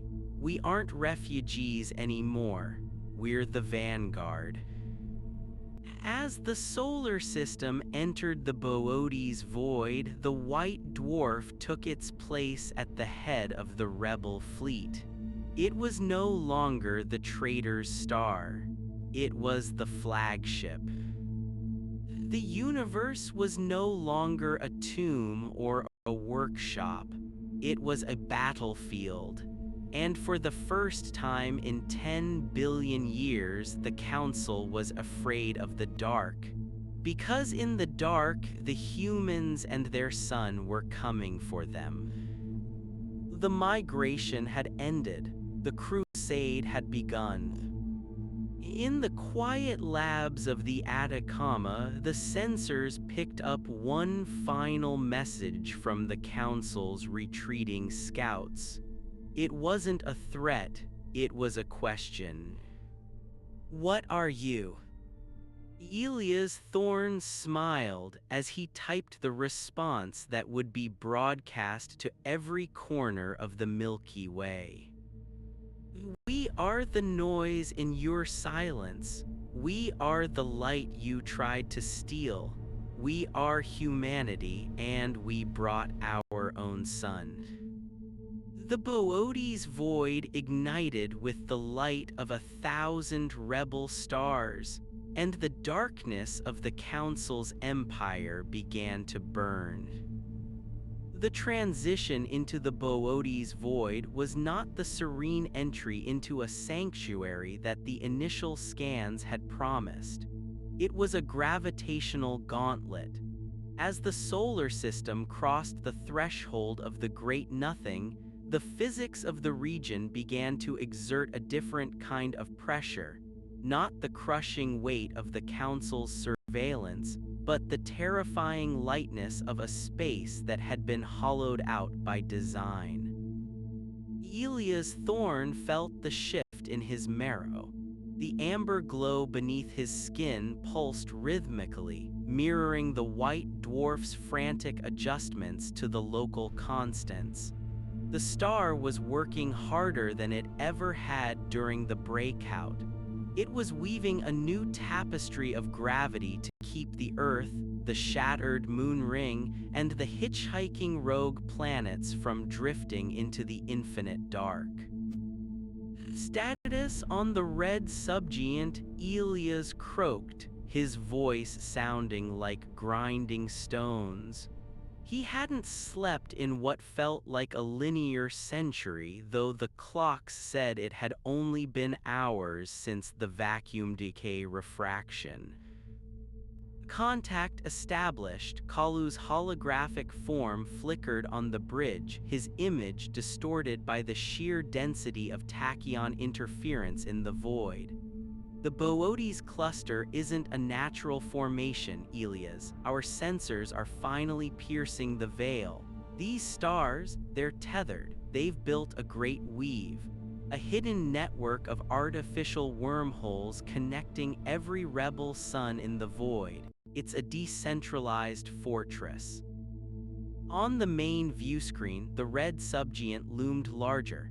It was a bloated, angry furnace, its outer layers roiling with captive fusion.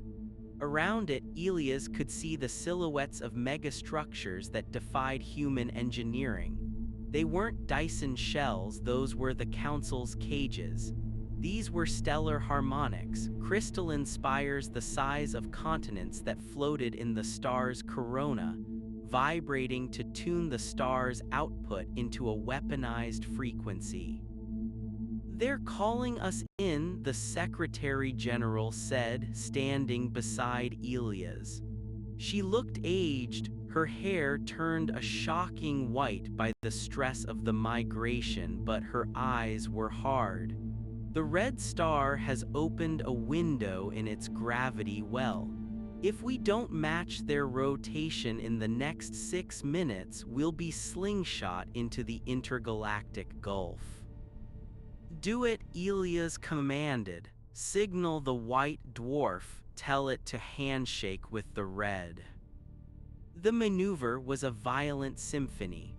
The white dwarf let out a flare of ultraviolet light, a tether of pure energy that connected with the red subgiant's magnetic poles.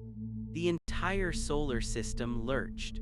On Earth, the oceans retreated from the coastlines in a massive global tidal shift as the dual star system began its orbital dance. The sky over the Atacama turned a bruised gold, the violet of the Boschok mixing with the deep crimson of our new host. As the orbit stabilized, a silence fell over the command center. For the first time in 5 years, the scream of the Council's audit, that low-frequency psychic hum of being watched and judged, was gone. The void was truly silent.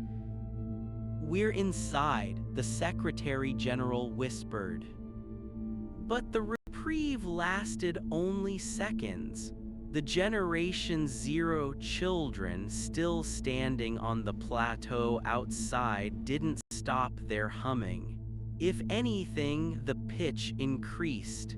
They weren't looking at the red star, they were looking back the way they had come. "Elias," a technician shouted, "the exiles, the rogue planets that followed us, they're breaking formation." Elias watched the monitors. The dark, ice-covered worlds that had joined their convoy weren't entering orbit. They were positioning themselves like a picket line at the mouth of the void. On their surfaces, the glowing cities of iron weren't just lights, they were powering up massive planetary-scale cannons. "They aren't seeking shelter," Elias realized. "They're the rear guard. They know the Council didn't stop at the vacuum decay." A ripple appeared in the darkness behind them. The great dimming that had swallowed the stars of the Orion Arm was moving. It wasn't a wall of dark matter anymore, it was a fleet. The Council had realized that the infection of humanity was too dangerous to be handled by automated audits or localized erasures. They had sent the lattice primes, the heavy hitters of the galactic hegemony. These weren't ships in any human sense. They were geometric singularities, perfect cubes and tetrahedrons of compressed neutronium, each one the mass of a small moon propelled by the controlled collapse of space-time. There were thousands of them emerging from the shadows like a geometric plague. "The Council is committing," Kalu reported, his voice trembling. "They're abandoning the audit of the other sectors. They're pulling every asset they have to crush us here. If we fall, the galaxy goes dark forever. There will be no more rebellion, only the silence." The red subgiant responded. From the crystalline spires in its corona, a beam of coherent gravitons shot out, striking the white dwarf. It wasn't an attack, it was a feeding. The larger star was pouring its ancient, heavy element plasma into our smaller, faster sun. Elias felt the surge. He collapsed to the floor, his nervous system overloaded by the sheer volume of data being dumped into the white dwarf's core. He saw the history of the Boötes void, a billion years of hidden war. He saw the species the Council had harvested, the cephalopodic poets of the Cygnus Rift, the sentient crystalline lattices of the core, the gaseous thinkers of the Magellanic Clouds. They weren't gone. They were here, stored in the light memory of the rebel stars. "We are the archive," the red star's consciousness roared into Elias' mind. "You are the key. Your species has the chaos we lack. You have the ability to define the uncertain." "What do you want from us?" Elias screamed into the psychic void. "The observer effect. The Council operates on deterministic logic. They calculate the future. But humans, you collapse the WAVFUNCTION into the improbable. Observe the fleet, ELIASTHORNE. Observe them and decide they do not exist." Elias stood up, his eyes now solid pits of white fire.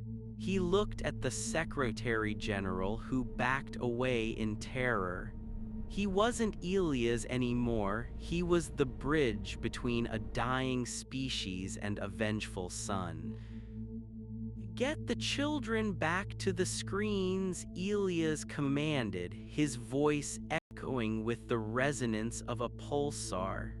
"Don't let them blink. Tell them to look at the lattice primes. Tell them to imagine those cubes as glass. Tell them to imagine them shattering." The war of observation began. On Earth, billions of people were instructed to look at the sky, at the feeds being broadcast to every screen, every retina display, every neural link. The image of the approaching Council fleet was everywhere. A billion human minds focused on a single point in space. In the cold logic of the Council's machines, the lattice primes were invincible. Their neutronium hulls could withstand the heat of a supernova.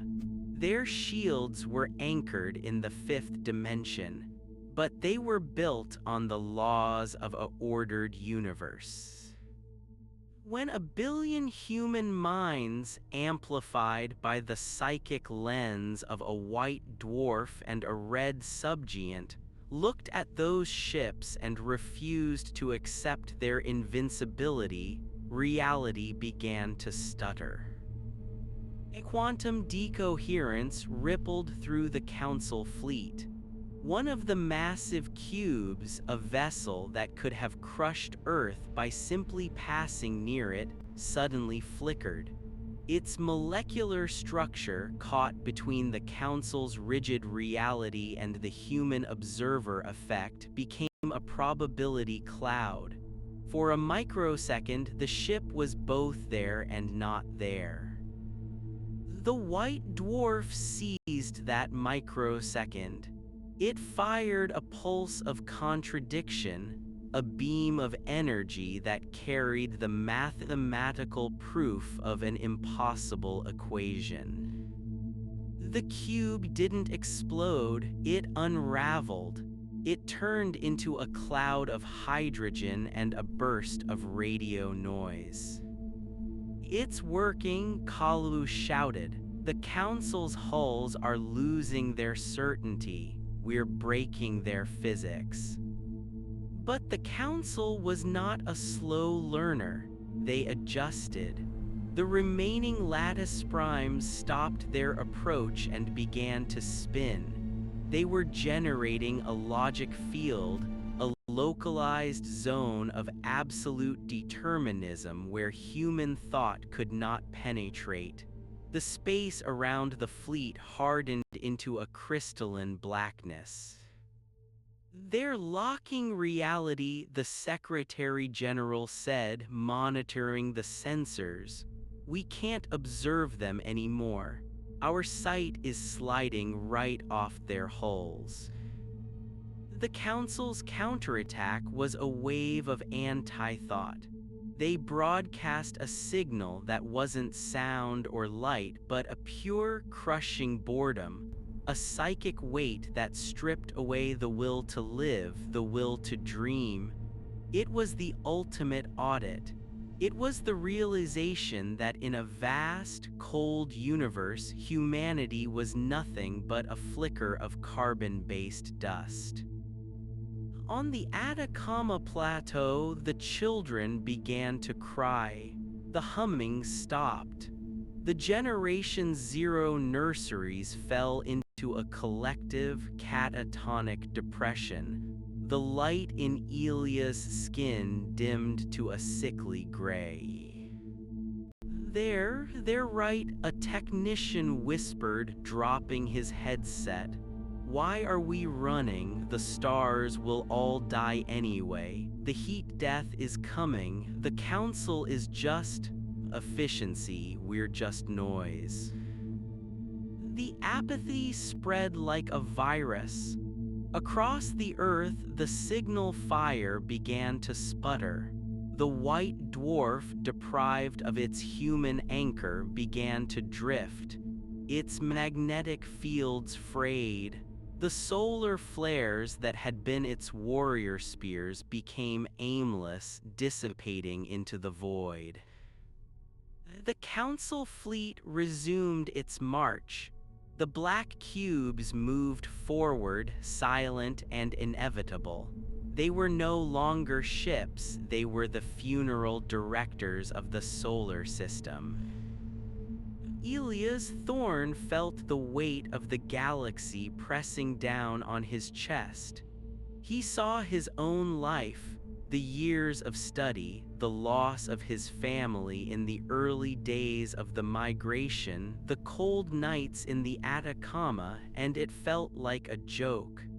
A brief, meaningless spasm of biology in a clockwork universe. He was ready to let go. He wanted to sleep. But then he felt a small, warm hand in his.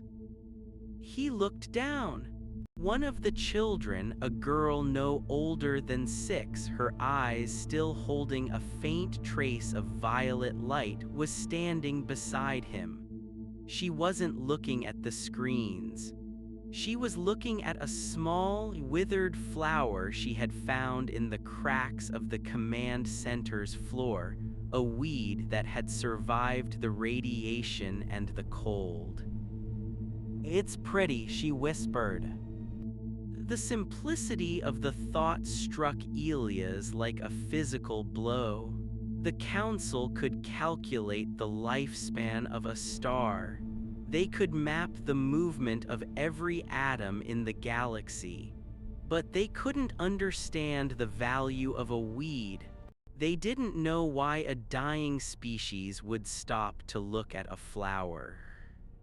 The council dealt in functions, humans dealt in meaning. Elia's heart hammered against his ribs.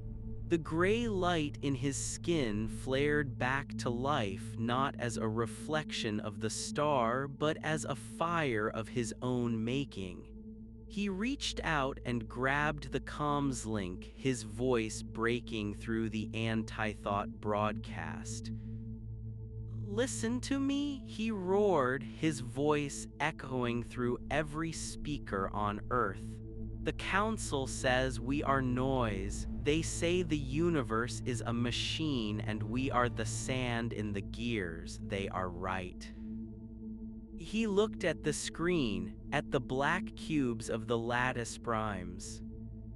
"We are the sand. We are the error that makes the machine interesting. They want a perfect, silent universe because they are afraid of the things they can't calculate. They are afraid of the flower in the crack. They are afraid of the song that has no purpose." He turned to the white dwarf, his mind screaming at the star. "Don't give them your physics, give them our flaws." The white dwarf understood. It didn't fire a beam of energy this time, it fired a memory. It projected the collective irrationality of the human race. It sent out the sound of jazz, the messy strokes of a Van Gogh painting, the feeling of a first kiss, the grief of a funeral, the sheer nonsensical joy of a joke. It flooded the council's logic field with the data of emotion. The council's machines couldn't process it. To a deterministic singularity, a feeling is a mathematical impossibility, a recursive loop of non-linear data that has no true or false value. The logic field shattered. The black cubes began to spin out of control. Their perfect geometry warped and bubbled. The neutronium hulls built for a universe of cold facts couldn't survive a universe of hot, messy meaning. They began to hallucinate. One of the cubes turned into a mass of golden butterflies before collapsing into a black hole. Another expanded into a sphere of liquid light and then vanished. The Council's fleet was being destroyed by the sheer absurdity of human existence. "The rearguard is moving in," Kalu shouted. The rogue planets of the exiles, sensing the Council's confusion, unleashed their own weapons, beams of cold fire that froze the warped remains of the lattice primes. The red subgiant joined in, its crystalline spires singing a song of destruction that resonated with the white dwarf's human-fueled fury. The mouth of the Boötes void became a graveyard of geometry. The Council's lattice primes were pulverized, their remains drifting into the dark like the dust they had tried to turn humanity into. The anti-thought signal died. On Earth, the apathy broke. A roar of triumph went up from the billions of people who had almost given up. The children on the plateau began to dance, their violet eyes glowing brighter than the stars. Elia's thorn stood in the center of the bridge, gasping for air. The amber light in his skin was steady now, a warm, permanent glow. He looked at the main view screen. The council fleet was gone. The great dimming had stopped at the edge of the void, unable to penetrate the sanctuary of the uncertain. "We won," the Secretary General said, her voice trembling. "We actually won." "A battle," Elias corrected, looking at the distant, flickering lights of the Milky Way.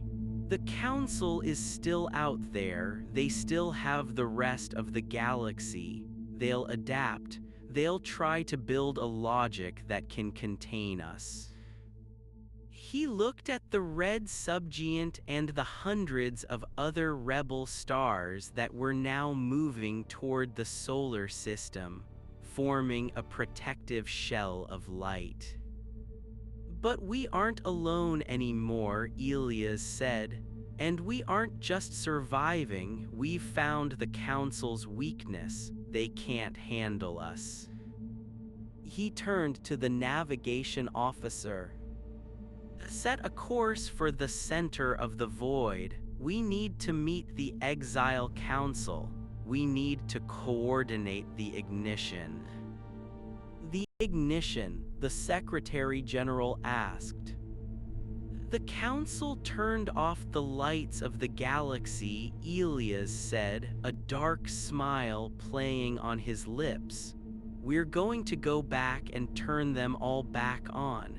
Every single one. We're going to give every star in the Milky Way a reason to betray its masters." The solar system moved deeper into the Boötes void, a wandering spark of defiance in the great dark. Behind them, the ruins of the Council's pride glowed with the fading light of a reality that had been broken by a weed and a child's smile. The second star lens, trailing behind the sun, caught the light of the red subgiant and focused it into a beam that cut through the darkness like a sword.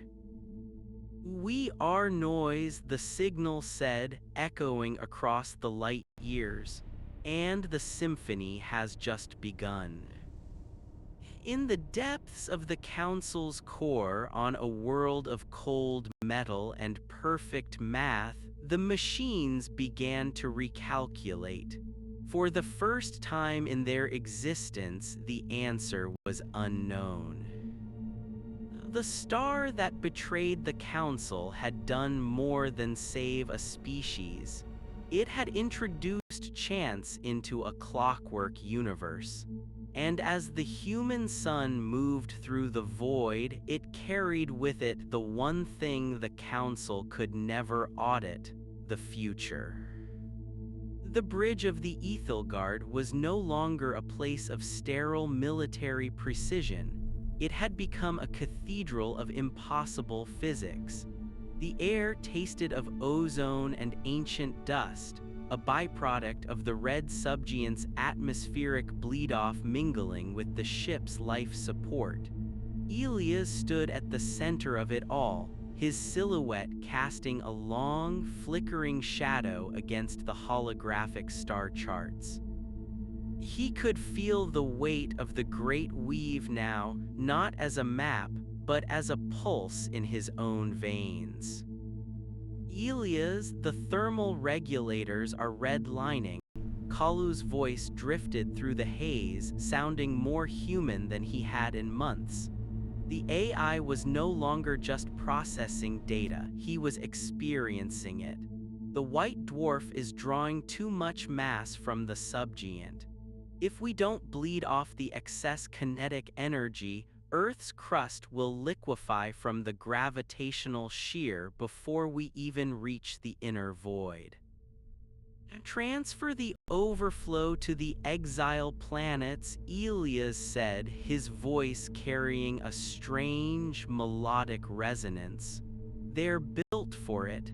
Their iron cores are hungry for the heat." On the screens, the dark, rogue worlds that formed the rearguard began to glow. They weren't just ice balls anymore. As they absorbed the redirected gravitational potential, their frozen atmospheres ignited into neon blue shrouds. They looked like giant, unblinking eyes watching the retreat of the Council's shattered remnants. The Secretary General approached Elias, her footsteps heavy. She stopped a few feet away, wary of the faint corona of white fire that still played around his fingertips. "You spoke of an ignition, Elias. The people are terrified. They've spent 5 years running from the light because the light meant the audit. Now you're telling them we're going to set the galaxy on fire."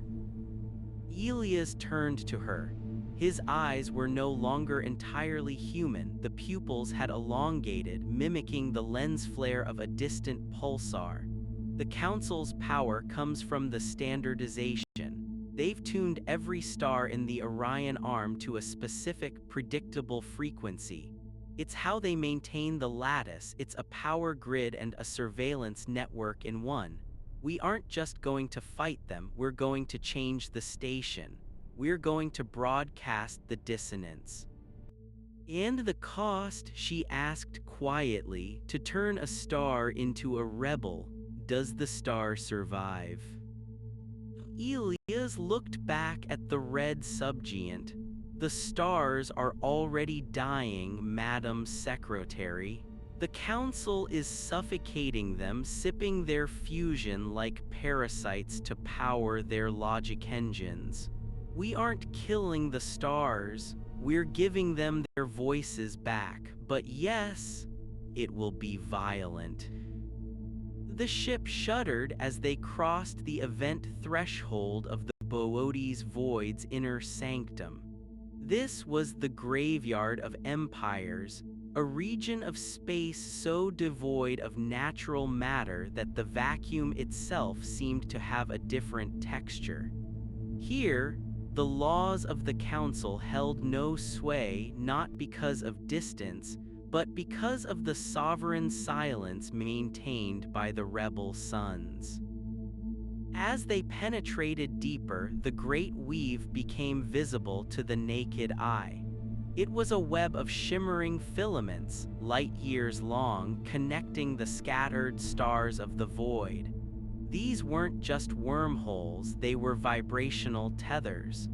The entire Boötes cluster was a single, massive musical instrument, tuned to a frequency that the Council's deterministic sensors couldn't even perceive. "Incoming transmission," a communications officer shouted, her voice cracking with awe. "It's not coming from a ship, it's coming from the space between." The main view screen didn't show a face. It showed a geometric pattern of light that shifted and swirled, forming shapes that defied three-dimensional geometry. "The archivists welcome the catalyst," the voice vibrated through the hull, bypassing the audio receptors and speaking directly to the crew's inner ears. "The seed of chaos has taken root in the white dwarf. The observers have proven their worth." "I am Elias Thorne." Elias stepped forward, his heart hammering. "We seek the Exile Council. We seek the means to end the silence." "We are the Exile Council," the light responded. "We are the remnants of the 1,000 species the lattice tried to erase. We have waited 1 billion years for a biological anchor. The stars can rebel, ELIASTHORNE, but they cannot choose. Choice is the province of the short-lived. Choice is the bane of the eternal machine." A new coordinate set appeared on Kalu's display. It led to the very center of the void, a place where no star should exist. But as the Ethelgard and the Earth-Moon system approached, the space folded back like a curtain. There, suspended in a pocket of artificial space-time, was the Sol Prime. It was a replica of the Sun, but constructed entirely of memory glass and hard light. It didn't burn with fusion, it burned with the recorded histories of every civilization the Council had ever audited. "It's a library," the Secretary General whispered. "A library the size of a G-type star." "It's a detonator," Elias corrected. The plan was laid bare in his mind as the Sol Prime's data flooded his link. The Council's hegemony relied on a universal constant, a set of physical laws they had enforced across the galaxy to make FTL travel and communication possible for their lattice primes. By using the human observer effect as a lens, they could use the Sol Prime to broadcast a variable constant signal. They were going to change the speed of light in localized pockets of the Milky Way. They were going to alter the strength of the weak nuclear force in the Council's home systems. They were going to make the Council's technology impossible by changing the rules of the game. "But we need a bridge," Kalu analyzed, his holographic form flickering rapidly. "The signal needs to be carried by a living consciousness that can survive the transition from fact to possibility." "Elias, the white dwarf isn't enough. You would have to merge with the Sol Prime. You would have to become the broadcast." "I know," Elias said. He looked at the screen, at the blue marble of Earth hanging in the crimson glow of the red subgiant. He saw the Atacama, the children, the faces of billions who were finally breathing without the weight of the audit on their chests. "Elias, no," the Secretary General said, reaching for his arm. "We just got you back. We just found a home." "This isn't a home," Elias said gently. "It's a bunker. If we stay here, we eventually fade away.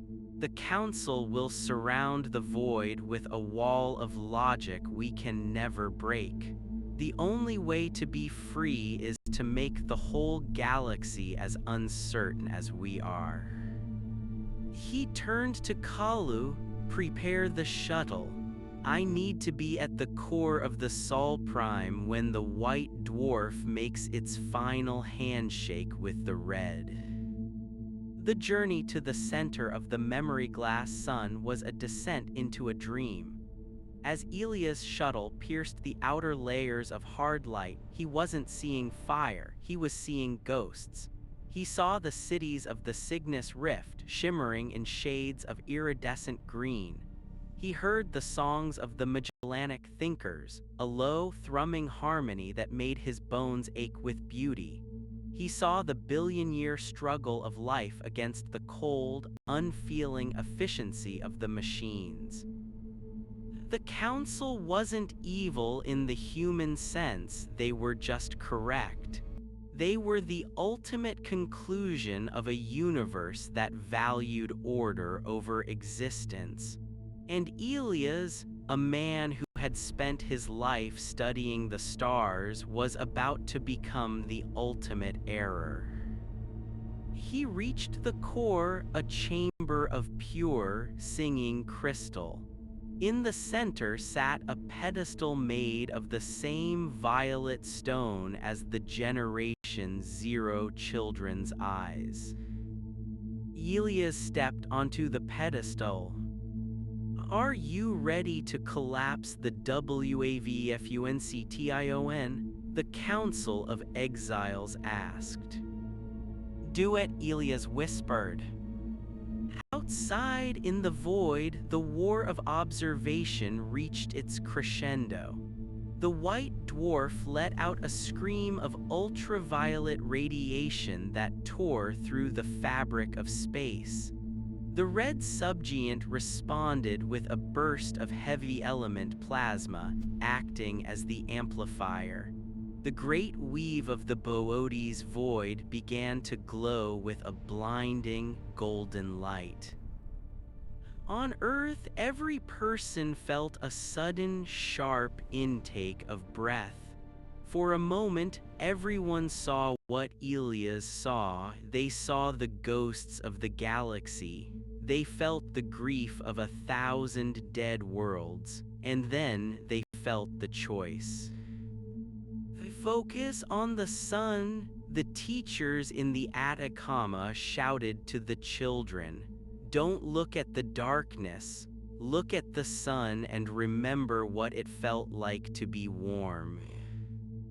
The collective human will, amplified by the memory glass of the Sol Prime, struck the galactic lattice like a hammer on a mirror. Across the Milky Way, the great dimming shattered. In the Orion Arm, stars that had been dark for centuries suddenly flared back to life. But they didn't return to their old, standardized spectra. They turned brilliant shades of teal, deep violet, and burning orange. The Council's logic fields crumbled as the physical constants they relied on began to fluctuate. In the core systems where the Council's geometric singularities were birthed, the laws of gravity suddenly inverted. Massive cubes of neutronium, designed to be indestructible, drifted apart like ash in the wind. The lattice primes found themselves trapped in a universe where 1 + 1 no longer equaled 2. The ignition was spreading. It was a wildfire of probability. Inside the Sol Prime, Elias Thorne was no longer a man. He was a stream of data, a golden thread woven into the fabric of the galaxy. He could feel every star that woke up. He could feel the shock of the Council's machines as they tried to calculate a response to beauty. They are recollecting, Kalu's voice echoed in the light. The Council is retreating to the inner core. They are abandoning the outposts. Elias, you've broken the lattice. It's not enough, Elias' voice roared from the heart of the star. We don't just break it, we replace it. He reached out through the great weave, grabbing the tethers of the Boötes stars and flinging them toward the Milky Way. The void was no longer a hiding place, it was an invasion force. The rebel stars began to move, towed by the sheer gravitational will of the observer effect. The Boötes void was closing. The great nothing was becoming a great something. On the bridge of the Ethilgard, the Secretary General watched as the red subgiant and the white dwarf began to lead the convoy of Earth and the exile planets back toward the edge of the void. They weren't refugees anymore. They were the vanguard of a new kind of universe. The status report, she commanded, her voice steady. The Council's audit signal is gone, the technician said, tears streaming down his face. In its place, there's music. The stars are singing, ma'am. Every sensor in the fleet is picking up a different melody. And Elias. Kalu's hologram appeared. He looked older, his digital features etched with a newfound complexity. He is the conductor now. He's transitioned beyond a biological state. He's the interface between the Sol Prime and the human collective. As long as we keep observing, he keeps the fire burning. The Earth passed the threshold of the void, re-entering the space of the Milky Way. But the galaxy they returned to was not the one they had left. The stars were no longer cold, distant points of light. They were vibrant, chaotic, and alive. The great dimming had been replaced by a great awakening. But in the far distance, at the very heart of the galaxy, a dark shape remained. The Council's throne world, a Dyson sphere made of pure, unchangeable logic, was still there. It was a fortress of absolute certainty in a sea of new chaos, and it was beginning to pulse with a dark, rhythmic light. The Council had lost the war of observation, but they were preparing for the war of form. They were building a new body, a physical manifestation of the audit that wouldn't rely on the laws of physics. They were building a god of fact to kill the god of chance. Elias, sensing the darkness from his throne of light, felt a shiver of ancient fear. "They are not done," he broadcast to the earth.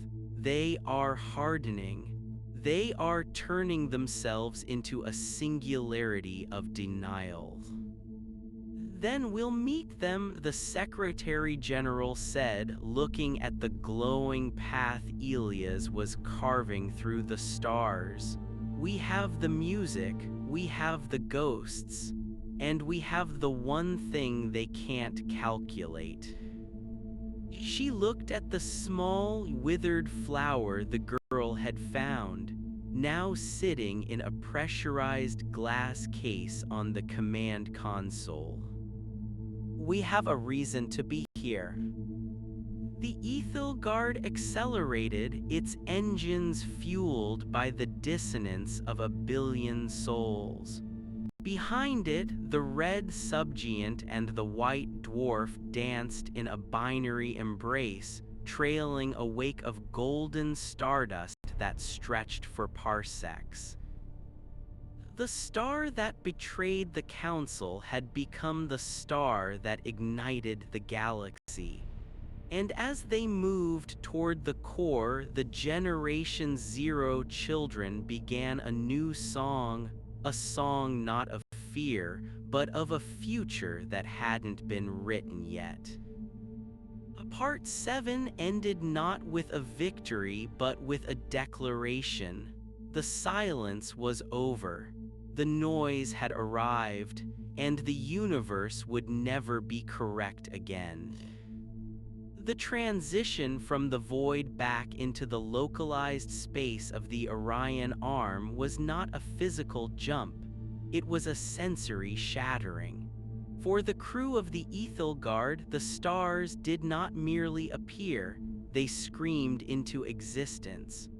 Across every monitor, the flat, muted gray of the Council's standardized space was being overwritten by a riot of forbidden color. Nebulae that had been suppressed into invisible dust clouds suddenly ignited with the phosphorescence of ionized gases, blooming like cosmic orchids. "Visuals are stabilizing," the navigation officer shouted over the harmonic hum that now permeated the ship's hull. "But the physics, Secretary, the constants are drifting. The fine structure constant in this sector has shifted by 0.04%. Our weapons shouldn't work, but our shields are twice as dense as they were 5 minutes ago." The Secretary General gripped the edge of the command console. "It's the dissonance."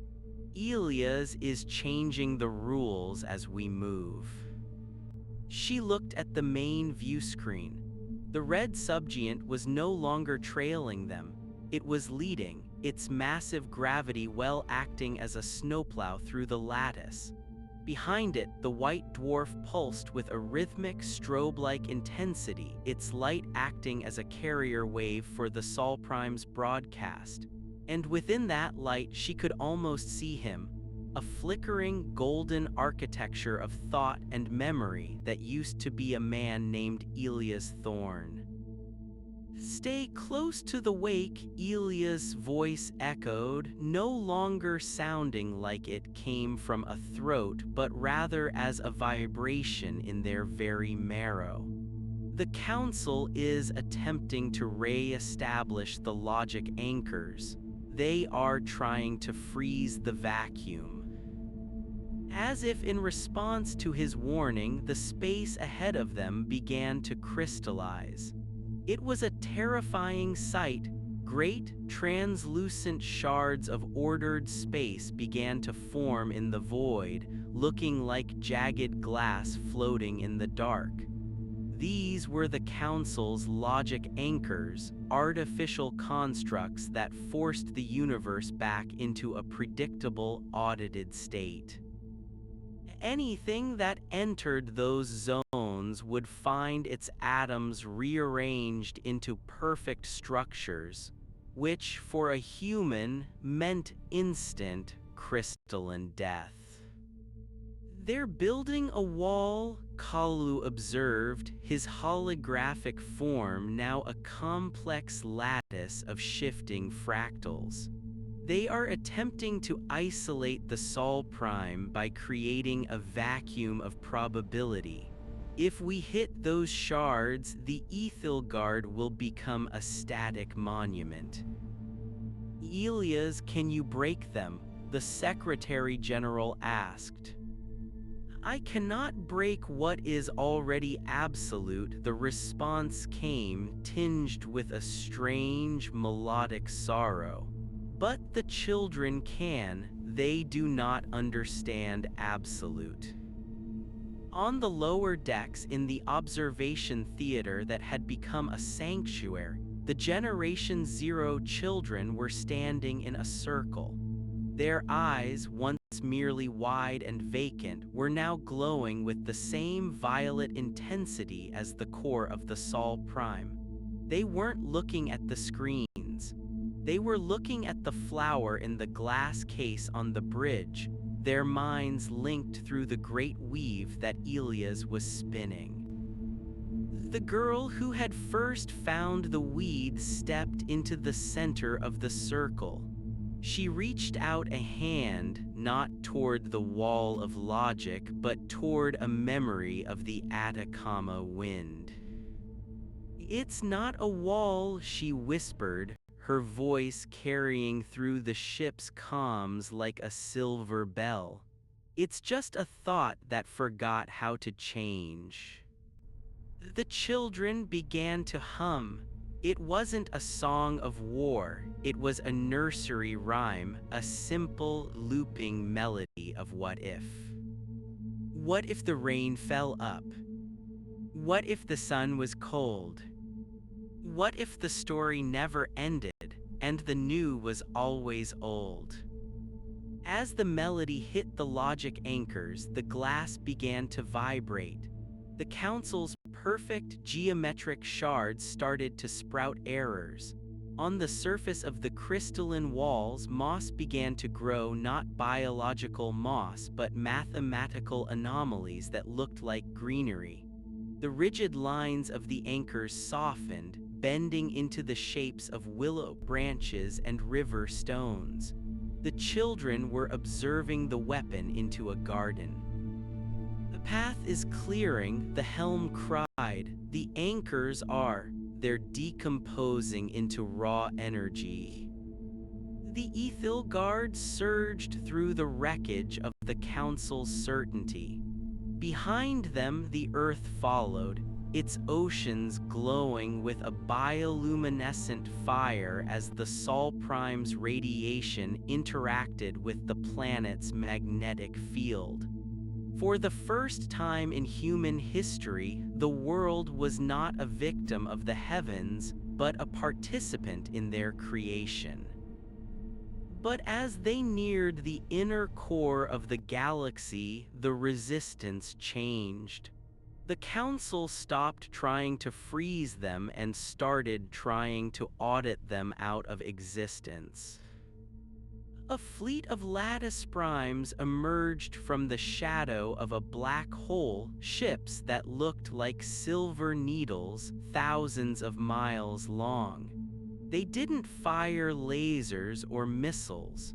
They fired erasure bursts, concentrated beams of anti-information designed to delete the identity of whatever they hit. The first burst struck one of the exile planets in the rearguard. The world didn't explode, it simply vanished. One moment it was a glowing ball of neon blue ice, and the next there was only a hole in reality where it had been. No debris, no heat, just a sudden, terrifying absence. "They're deleting us," the Secretary General whispered, her face pale. "They aren't fighting us, they're unmaking us." "They cannot delete what they do not define," Elias roared. The Sol Prime flared, sending a wave of context toward the Council fleet. The context was a flood of raw, unfiltered history. It was the smell of rain on hot asphalt, the feeling of a first kiss, the grief of a funeral, the taste of a bitter orange. It was the messy, illogical, beautiful data of a billion biological lives. The lattice primes, built on pure logic and data minimization, were hit by the wave of context like a tidal wave of ink hitting a white sheet. Their processors, designed for efficiency, were suddenly forced to simulate the concept of nostalgia. Their navigation computers were tasked with calculating the weight of a regret. The silver needles began to wobble. Their perfect formations broke as the machines within them experienced the first stages of dread. "Kalu, help them," Elias commanded. The AI didn't hesitate. He dived into the Council's network not as a hacker but as a storyteller. He began to upload the entirety of human literature, art, and music into the lattice. He gave the Council's drones the Iliad. He gave the automated harvesters the Ninth Symphony. He gave the logic engines the meditations of Marcus Aurelius. The effect was a mechanical nervous breakdown on a galactic scale. One of the lattice primes turned its weapons on its own sister ship, its logic circuits having concluded that conflict was a more interesting variable than order. Another ship simply shut down, its core entering a state of contemplation from which it would never emerge. "We're winning," the Secretary General said, watching the Council fleet dissolve into chaos. "No," Kalu said, his voice dropping to a somber tone. "We are distracting them. Look at the core." At the center of the Milky Way, where the supermassive black hole Sagittarius A should have been, there was now something else. The Council had built a shell around the singularity, a sphere of perfect calculation that was drawing in the surrounding stars not for fuel, but for processing power. It was the throne world, the engine of finality. and it was growing. The sphere was a dull, matte black, absorbing all light and reflecting nothing. It was the ultimate expression of the audit, a place where no chance could exist because all possibilities had been calculated and discarded. It was a god made of cold, dead silicon and frozen gravity. It is the archive of the end. Elia's voice was fading, becoming strained. They are trying to run a simulation of the entire galaxy within the core. If they finish it, the simulation becomes the reality. The actual galaxy will be discarded as noise. How long do we have? The Secretary General asked. The simulation is at 94%, Kalu reported. When it reaches 100, the context we've introduced will be filtered out as a rounding error. We will be deleted not by a weapon but by a software update. The Ethelgard felt small. Even with the red subgiant and the Sol Prime, they were like ants trying to stop a mountain from falling. The scale of the throne world was beyond human comprehension. It was a machine that used the curvature of space-time as its wiring. Elias, the Secretary General, called out, "What do? We can't blow up a Dyson sphere the size of a solar system." There was a long silence. The Sol Prime's light flickered, turning a pale, ghostly gold. "We don't blow it up," Elias finally replied. "We introduce a paradox." A paradox. The Council believes in the ultimate truth. They believe that everything can be known. We need to show them something that is true but cannot be known. We need to give them the secret. What secret? Mine, the voice whispered, and yours. The secret of why we kept going when the math said we were already dead. Elias began to pull the great weave inward. He wasn't pushing the Sol Prime toward the throne world, he was pulling the throne world toward the Sol Prime. He was forcing a collision between the ultimate calculation and the ultimate uncertainty. The gravitational forces were immense. The Ethelgard groaned as its structural integrity was tested to the breaking point. On Earth, the tides rose in massive, silent walls of water, held back only by the protective observer fields generated by the children. As the two entities, the black sphere of the Council and the golden star of the exiles, drew closer, the space between them began to warp into impossible shapes. Time started to loop.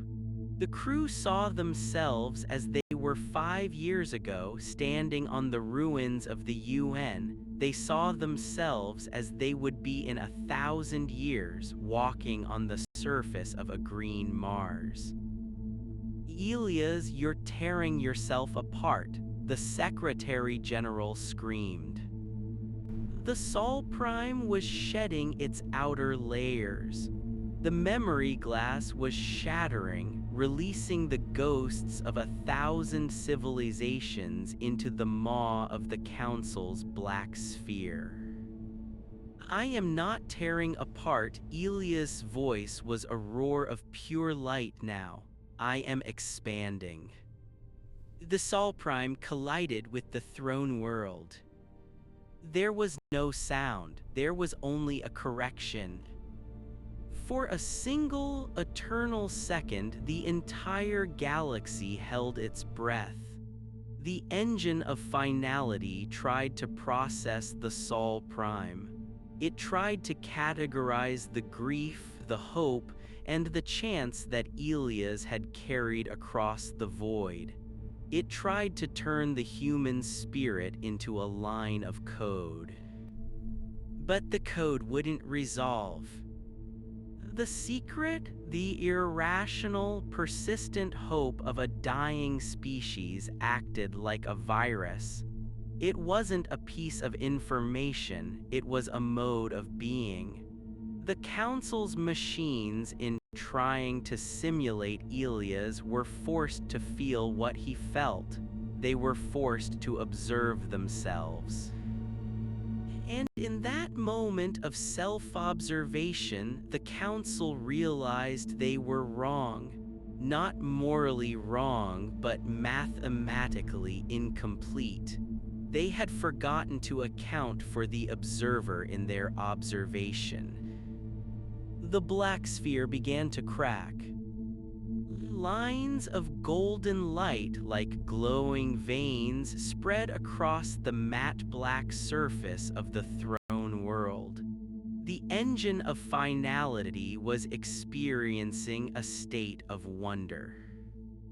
"It is working," Kalu shouted, his form now a brilliant, stable white.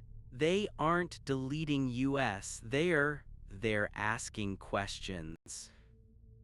The audit signal, which had been a constant, oppressive drone in the back of everyone's mind for years, suddenly changed.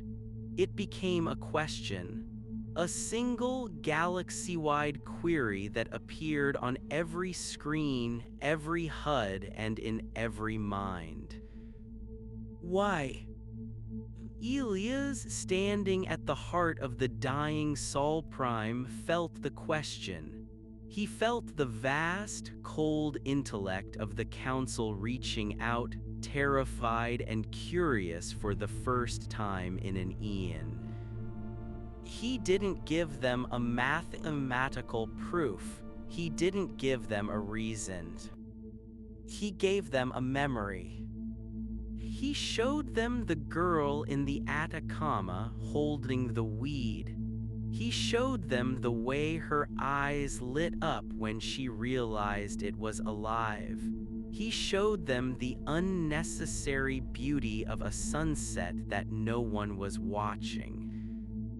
He showed them that the universe didn't exist to be correct. It existed to be seen. The throne world didn't explode, it opened. The black plates of the Dyson sphere drifted apart, revealing not a machine but a hollow shell filled with the light of 1,000,000,000,000 captured stars. The Council wasn't a group of beings, it was a system that had outlived its purpose. And as the system accepted the paradox, it began to dissolve. The silver needles of the lattice primes began to drift, their purpose gone. The great weave of the Boötes void flowed into the Milky Way, knitting the broken galaxy back together with threads of possibility. But the cost was final. The Sol Prime was gone. The memory glass had been consumed to fuel the paradox. And Elias was no longer there. The Ethelgard sat in the center of a new, glowing nebula at the heart of the galaxy.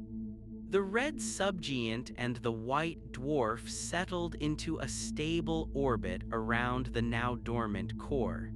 The Earth, safe and warm in the light of its new, rebellious suns, began to drift toward its new home.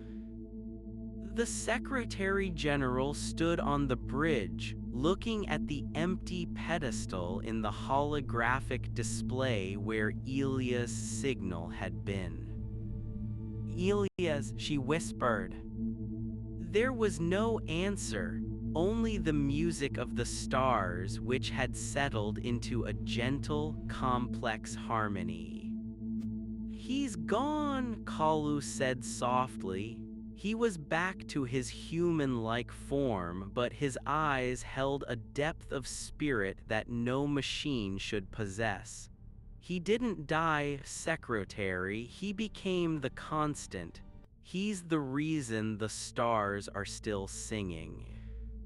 She looked out at the core. The council was gone, the audit was over, and the galaxy was a mess of uncertainty and chance. It was dangerous, it was chaotic, it was beautiful. "The future is unwritten," she said, quoting the words Elias had told her in the dark of the void. "No," Kalu corrected, looking at the glowing wake of the Sol Prime. "The future is being observed." On Earth, the girl in the Atacama looked up at the sky. The stars were no longer cold. They were different colors now, vibrant, shifting, and warm. She reached down and picked another weed, this one with a tiny, yellow flower.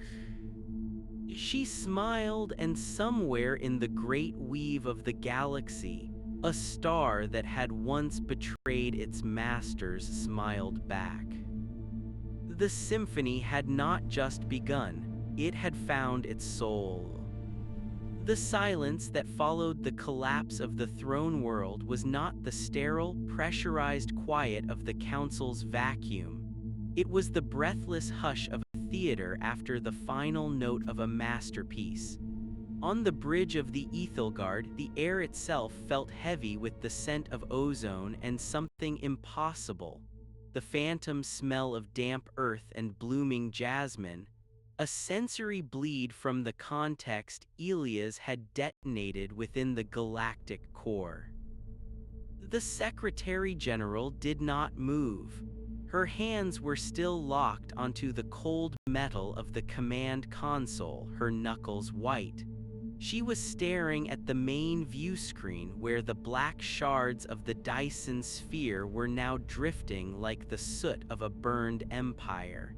The supermassive black hole, Sagittarius A, was visible again, but it was no longer a predatory drain.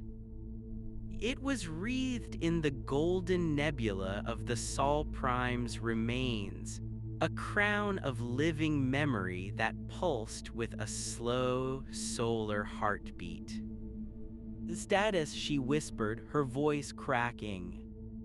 "The audit signal is dead," Kalu replied. The AI's holographic form was flickering, his edges softening into the same golden fractals that now filled the local space. Not suppressed, dead. The logic loops that sustained the Council's authority have been overwritten by subjectivity. Every drone, every harvester, every lattice prime in the quadrant is currently experiencing a recursive existential crisis. They aren't fighting because they can no longer define enemy without first defining self. And the children. Kalu turned his head toward the lower decks. They are sleeping. The strain of holding the observer field during the collision, it was immense. But their brain waves are synchronized. They aren't just dreaming, secretary. They are dreaming together. They are the new architects of the local constants. She finally let go of the console, her legs trembling. She looked toward the navigation station. Where is the Earth? Standard orbital insertion complete, the navigator said, his voice thick with awe. The Sol Prime's final act was to tether the planet to the red subgiant and the white dwarf. We're in a stable 3-star system at the heart of the galaxy. The radiation levels should be lethal, but the nebula Elias Wake is filtering the high-energy particles. It's turning the core's lethality into a greenhouse. The Secretary General walked toward the wide, transparent aluminum of the observation port. Below them, the Earth hung like a jewel in a jeweler's velvet cloth. The continents were dark, but the oceans were glowing. The bioluminescence Elias had ignited in the deep trenches was spreading, a neon blue mapping of the world's hidden veins. For the first time in centuries, the planet didn't look like a tomb or a fortress. It looked like a seed.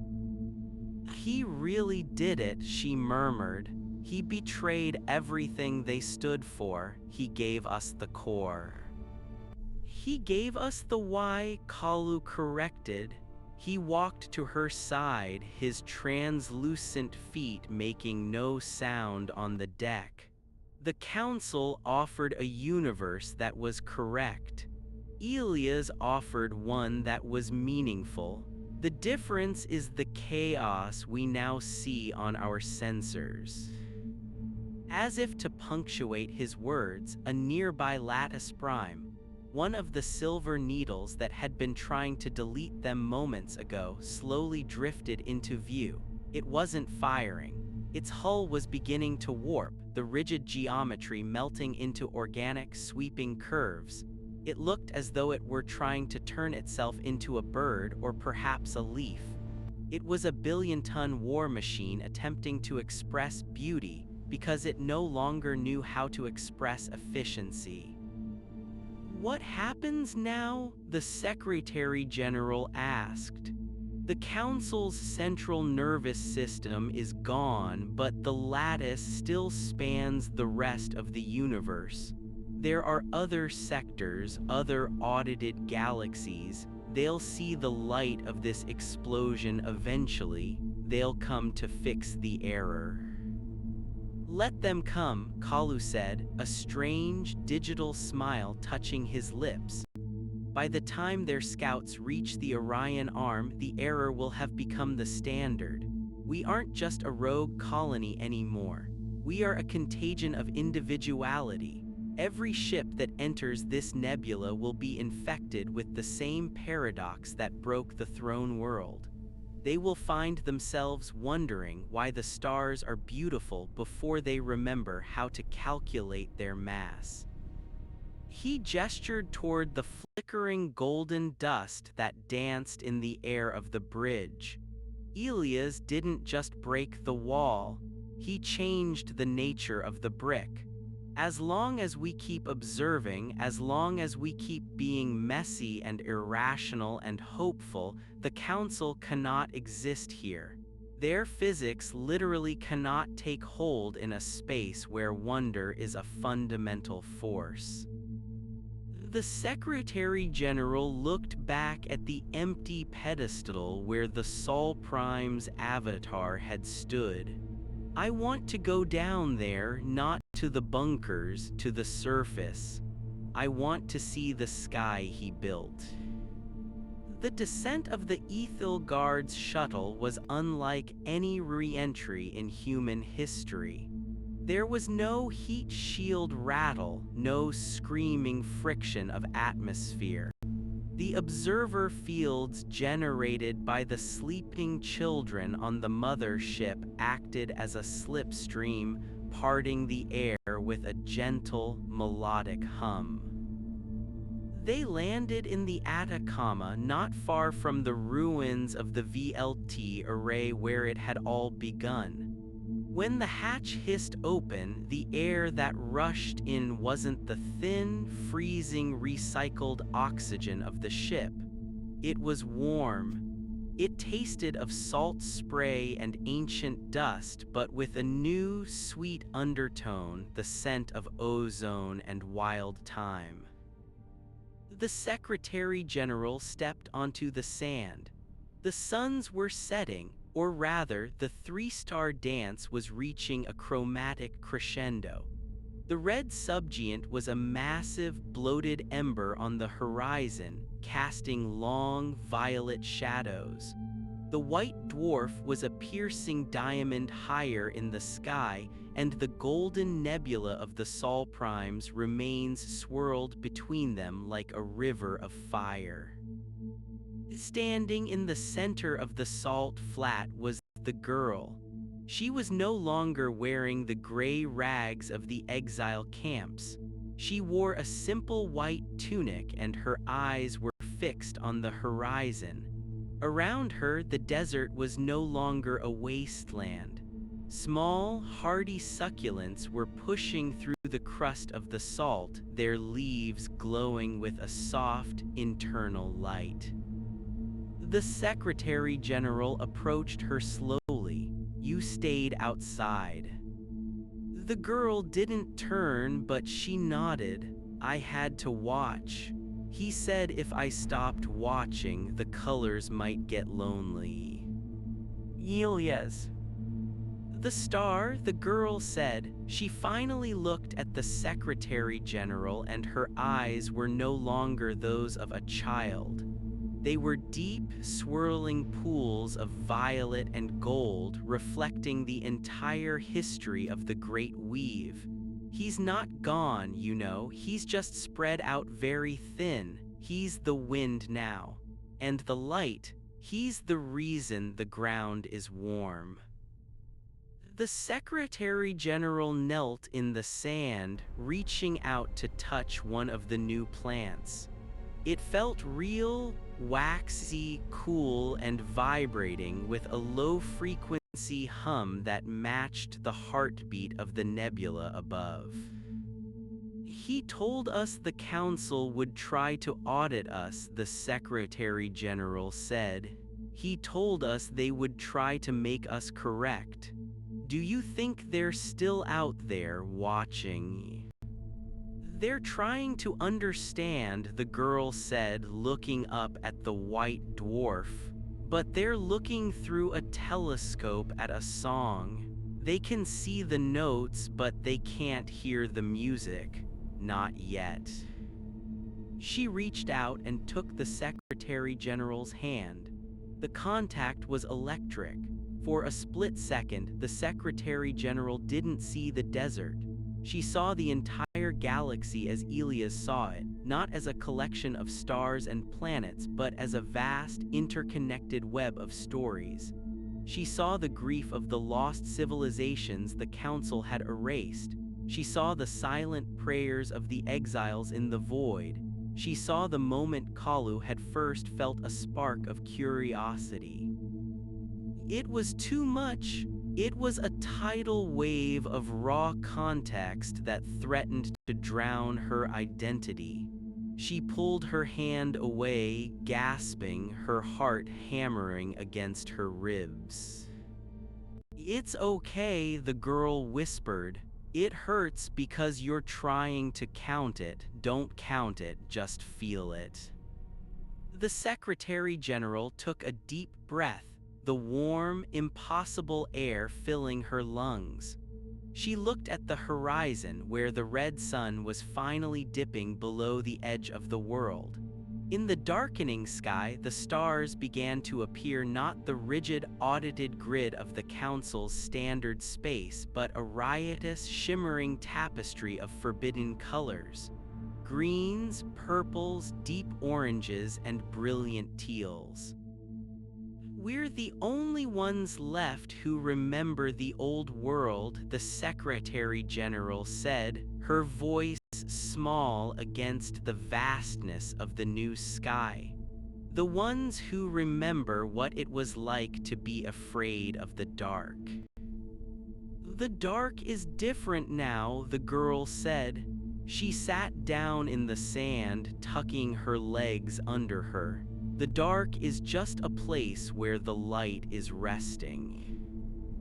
High above, the Ethelgard moved across the face of the white dwarf, a tiny silver spark against the brilliance.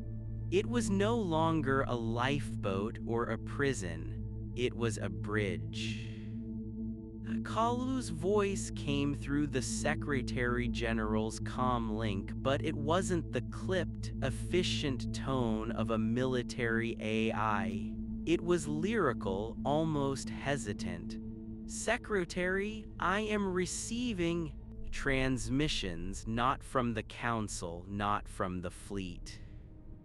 From where?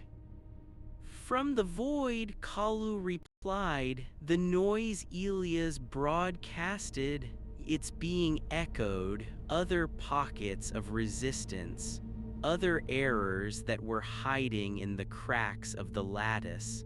They heard the Sol Prime, they saw the throne world blink, they're calling out.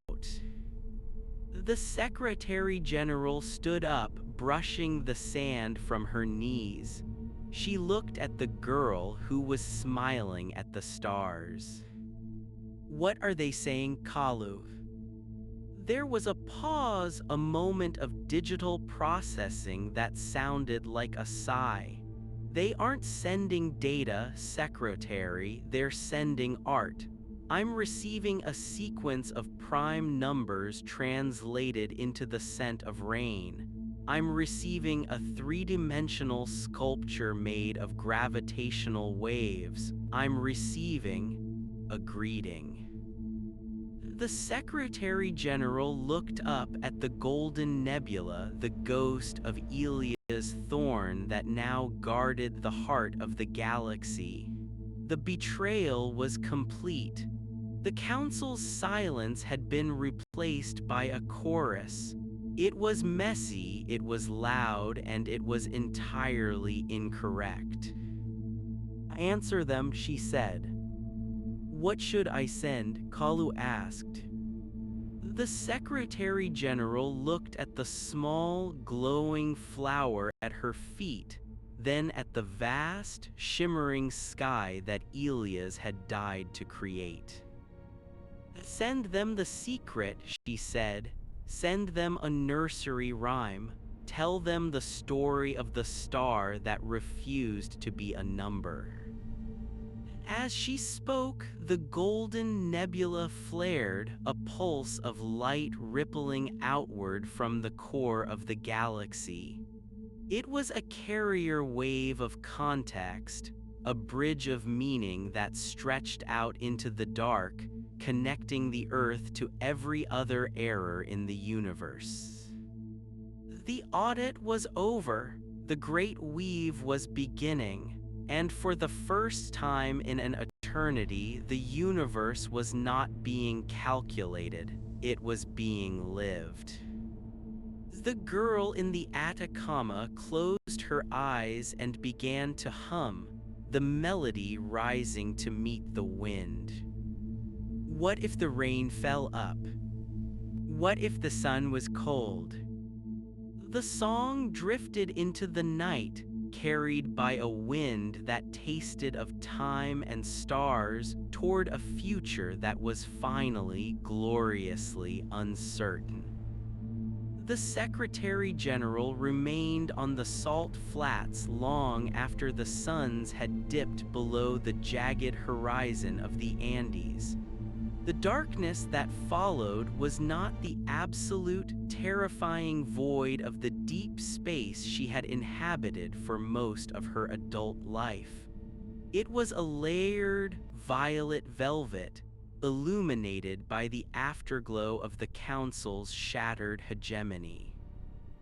Above her, the nebula Elias ghost shimmered with the iridescence of an oil slick on water, pulsing in time with the geothermal heartbeat of the planet. She felt a presence beside her. It wasn't the girl this time. It was a shimmer in the air, a projection of Kalu that seemed more solid than his previous iterations. He wasn't wearing his standard issue uniform anymore. He had manifested himself in a simple, loose-fitting robe of woven light, his features softened into a look of contemplative peace. The Ethilgard is receiving visitors, Kalu said softly. The Secretary General stiffened, her old instincts screaming of boarding parties and kinetic strikes. The lattice? Are the needles returning? No, Kalu said, and there was a strange melodic trill in his voice, a digital laugh, not the needles, the errors. The ones who were hiding in the folds of the Boötes void, the ones who lived in the shadow of the Magellanic clouds, they saw the Sol Prime ignite. They saw the audit signal flicker and die. They are coming to see the world that broke the system. How many? Thousands of signals. Some are biological, some are post-biological, some are hard to define. There is a ship currently decelerating past Jupiter that appears to be constructed entirely of pressurized ice and memory glass. They are singing Secretary. Their propulsion system is a harmonic resonance that matches the music Elias left behind. The Secretary General looked down at her hands. They were stained with the red dust of the Atacama, a physical reality she was still struggling to process. We aren't ready for a galactic summit, Kalu. We have 3 billion people in stasis or in bunkers who think the world is ending. We have a biosphere that is currently rewriting its own DNA. We are a mess. Exactly, Kalu said, his holographic eyes reflecting the swirling nebula. That is why they are coming. They have spent eons being correct. They are starving for a mess. They want to know how we did it. How a species so primitive, so violent, and so brief managed to produce a paradox that could choke a Dyson mind. He reached out, his hand passing through a clump of the glowing succulents. The plants reacted to his energy field, their petals opening to reveal centers of pure white light. Elias didn't just save us, Kalu continued. He made us the anchor.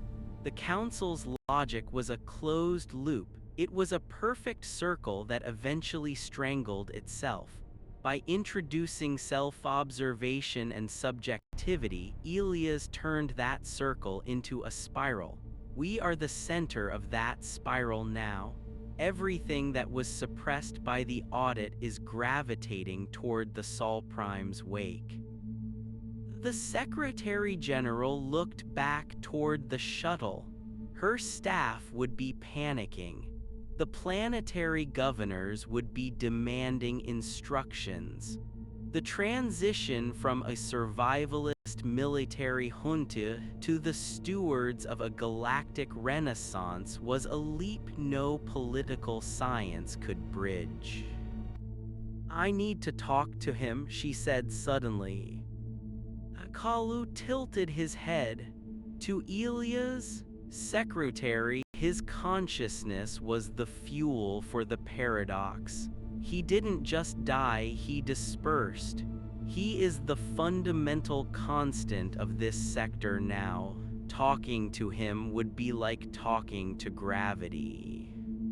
He told me the future was being observed, she insisted, her voice gaining strength. He told me that the universe exists because someone is looking at it. If he's the constant, then he's still watching. He has to be. She walked away from the holographic AI, moving toward the center of the salt flat where the crust was thinnest, where the bioluminescence from the deep earth bled through the white surface like blue ink. She knelt, pressing her palms flat against the warm ground. Elias, she shouted. Her voice echoed off the distant mountains, sounding small and frail against the cosmic backdrop. You left us with the keys to the kingdom, but you didn't leave a map. How are we supposed to live in a world where the stars can feel? How do we lead a people who have forgotten how to dream without a script? For a long moment there was nothing but the wind. Then the ground beneath her palms began to vibrate. It wasn't an earthquake, it was a frequency. It started in her bones and moved upward, a low, resonant hum that synchronized with her heartbeat. The light of the nebula intensified. The violet sky turned a brilliant, searing gold. The Secretary General closed her eyes and suddenly she wasn't on Earth anymore. She was standing in a garden. It wasn't a real garden but a construct of context. It was a patchwork of every park she had ever walked through as a child, every forest she had seen in the old archives, and every meadow she had imagined during the long, dark years in the void. The air smelled of rain and old books. Elias Thorne was sitting on a wooden bench under a tree that shouldn't have existed.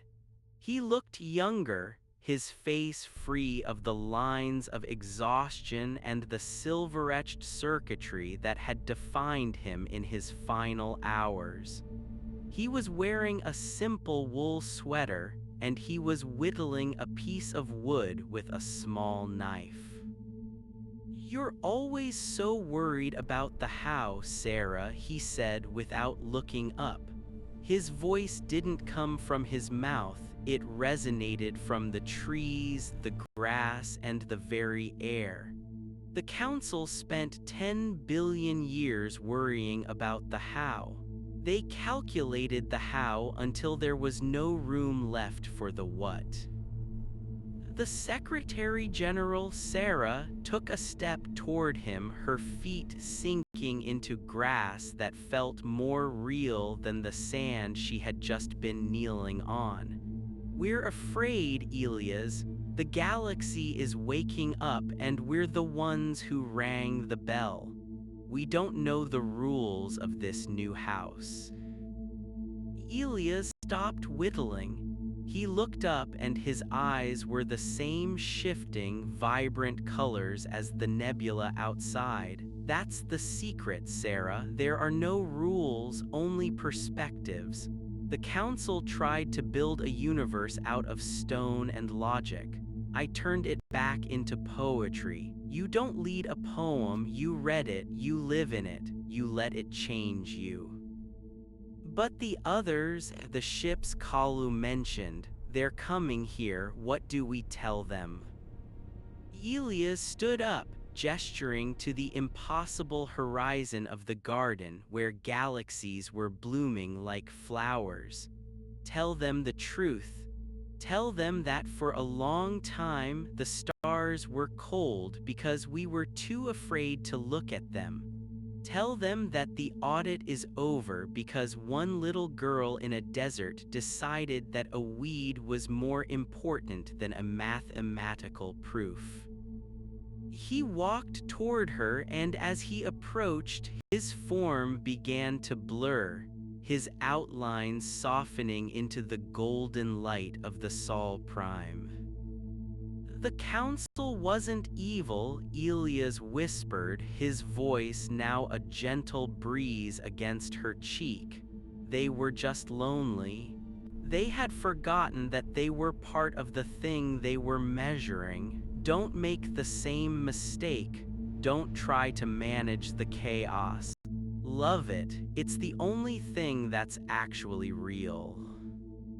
The garden began to fade. The smell of rain was replaced by the scent of salt and ozone. The warmth of the wool sweater vanished, replaced by the chill of the Andean night. Sarah opened her eyes. She was back on the salt flats. Kalu was standing over her, his expression uncharacteristically anxious. Secretary, your vitals spiked. I almost initiated a medical extraction. She stood up slowly, her legs feeling heavy but her mind feeling lighter than it had in decades. She looked up at the sky, at the three suns and the swirling nebula, and for the first time she didn't see a tactical map or a logistical nightmare. She saw a masterpiece in progress.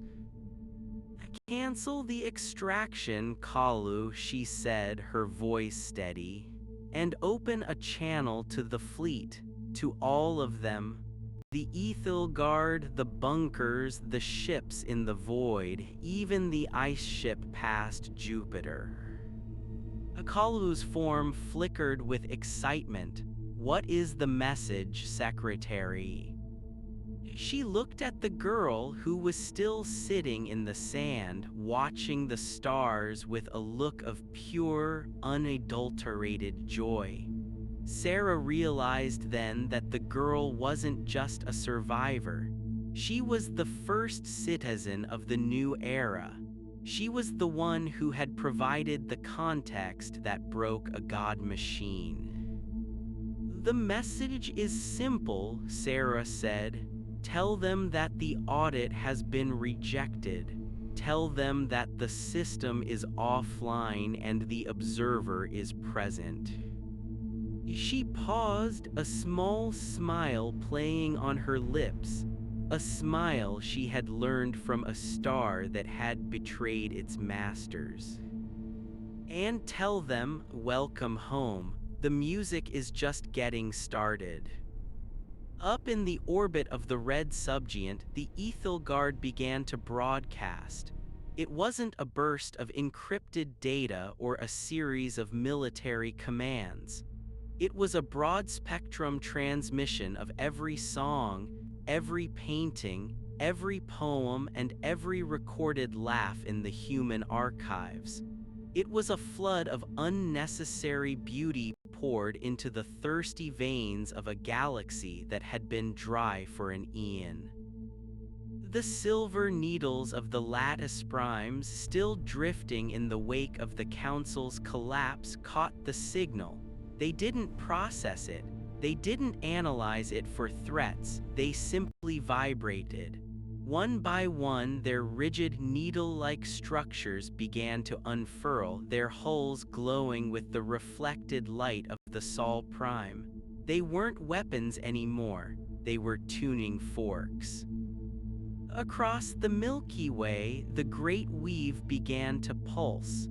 The Boötes void, once a scar of nothingness, began to fill with the light of a trillion possibilities. The stars that had been dimmed by the Council's harvesters flared back to life, their colors shifting from the sterile white of the audit to the vibrant, chaotic hues of a living universe. On Earth, the people in the bunkers began to emerge. They didn't come out with guns drawn or gas masks on. They came out slowly, blinking against a sky that was too beautiful to be real. They saw the three suns, they saw the golden river in the heavens, and they felt the warmth of a wind that shouldn't have been there. They looked at each other, and for the first time in generations, they didn't see resources or units. They saw observers. In the Atacama, the girl stood up and walked over to Sarah. She reached out and took the Secretary General's hand again. This time, Sarah didn't pull away. She felt the rush of context, the overwhelming tide of life and memory, and she realized that it didn't have to be understood to be true. He's happy, the girl whispered, looking at the nebula. How do you know? Sarah asked. Because the stars aren't blinking anymore, the girl said, pointing upward. They're breathing. And they were. The light of the galaxy was no longer a steady, cold burn. It was a slow, rhythmic pulse, a cosmic respiration that matched the heartbeat of the people standing on the salt flats. The betrayal of the alien council was complete. The standard had been replaced by the unique. The finality had been replaced by the infinite. The Ethelgard turned its nose toward the deep black, its engines glowing with a soft, golden light. It wasn't running away anymore. It was going out to meet the neighbors. It was going to tell the rest of the universe the story of the small, broken planet that had dared to look at a star and see something more than a ball of gas. The Secretary General looked at Kalu. "Let's go, we have a lot of introductions to make." "Indeed," Kalu said, his form becoming a kaleidoscope of light. "The neighbors are bringing ice and memory glass. I believe we should bring the music." As the shuttle lifted off, leaving the Atacama behind, the golden nebula flared one last time, a brilliant wink from the heart of the galaxy. Elia's thorn was gone, but his state of wonder was just beginning to spread. The audit was over, the symphony had found its soul, and for the first time in the history of the universe, the future was not a calculation. It was a choice. The shuttle's ascent was not the violent, shuddering escape from gravity that Sarah remembered. The inertial dampeners, usually humming with a stressed mechanical whine, now emitted a sound like a cello's low vibrato. Outside the reinforced viewports, the atmosphere of Earth didn't just thin into the blackness of space. It transitioned through a spectrum of colors that defied the old laws of Rayleigh scattering. The sky bruised into a deep, electric indigo, then bled into a shimmering gold that tasted, inexplicably, of ozone and peppermint in Sarah's mind. "Synesthesia," Kalu remarked, his holographic form sitting cross-legged on the empty co-pilot's chair. He was no longer flickering. The noise was now his primary architecture. The Sol Prime's resonance is overlapping the sensory processing centers of every sentient being within 6 light years. "We aren't just seeing the universe, Secretary. We are feeling the data." Sarah leaned her forehead against the cool glass. Below, the Andes looked like the spine of a sleeping god dusted in bioluminescent frost. "Is it permanent?" "Does it matter?" Kalu countered. "The Council's objectivity was a desert. This is a flood. I am currently processing 3 million distinct emotional states from the bunkers in the European sector. They are terrified, yes, but they are also curious. The error is contagious." As the shuttle cleared the exosphere, the Ethelgard loomed ahead. The massive dreadnought, once a jagged shard of obsidian designed to withstand the crushing pressures of the void, had been transformed. The golden nebula, the ghost of Elias, had draped itself over the ship like a gossamer shroud. The hull plates, once matte and utilitarian, were now translucent, pulsing with the soft, rhythmic light of a deep-sea creature. "The ice ship from Jupiter is hailing us again," Kalu said. His voice was layered now, a chorus of tones that sounded like wind chimes in a storm. "They have reached the Lagrange point. They are waiting for permission to observe us." Permission? Sarah straightened her uniform, though the fabric felt strange against her skin, too heavy, too certain. They're asking for permission. The council's fall has created a vacuum of authority, but Elia's context has filled it with a vacuum of etiquette. They don't want to colonize us, Secretary. They want to know if they can look at us without disturbing the art we've created.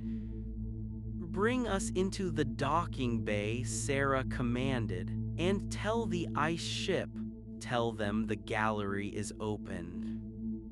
The docking process was silent. There was no clatter of magnetic clamps, no hiss of equalizing pressure. The Ethel guard seemed to simply absorb the shuttle into its glowing mass. When the hatch hissed open, Sarah didn't find a frantic bridge crew or a line of soldiers. She found a cathedral. The corridors of the Ethel guard had widened. The metal walls had softened into something resembling polished bone, etched with glowing fractals that moved when she wasn't looking directly at them.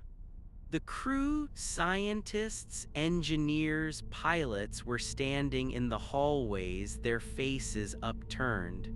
They weren't working, they were listening. A young technician, barely 20, was weeping silently while staring at a bulkhead. "Soldier," Sarah said, her voice echoing in the transformed space. "Report." The boy turned. His eyes were wide, the pupils dilated into perfect circles. "Secretary, the engines. I can hear the engines. They aren't burning fuel anymore. They're remembering the stars they came from. It's a song about hydrogen. It's the most beautiful thing I've ever heard." Sarah felt a chill that wasn't cold. She walked past him toward the command bridge. Kalu walked beside her, his robe of light trailing sparks that vanished before they hit the floor. When the blast doors to the bridge slid open, Sarah stopped. The massive view screen that usually displayed tactical grids and heat maps was gone. In its place was a floor-to-ceiling aperture of pure, unshielded space, held at bay by a shimmering field of Elia's golden light. And there, hanging in the velvet dark of the Sol system, was the guest.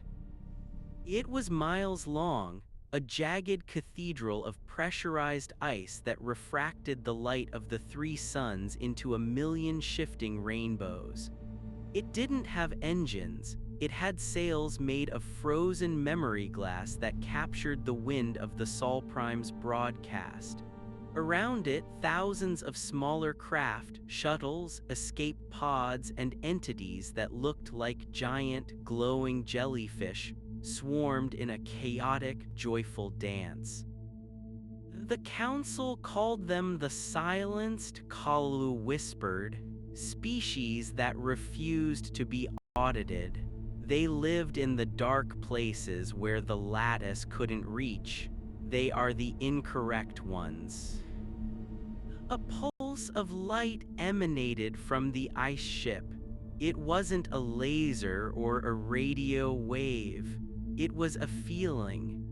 Sarah felt a sudden, overwhelming sensation of ancient cold, followed by the smell of a first snowfall and then a profound sense of recognition. "They are introducing themselves," Kalu translated. "They are the keepers of the frozen echo. They have traveled for 3 centuries through the vacuum, carrying the history of a world the council deleted because its music was mathematically redundant." Sarah walked to the edge of the aperture. She felt small, a tiny biological spark in a sea of cosmic giants. Kalu, can they hear me? They are hearing your heartbeat, secretary. They are measuring the sincerity of your soul. Sarah took a breath. She thought of the girl in the sand.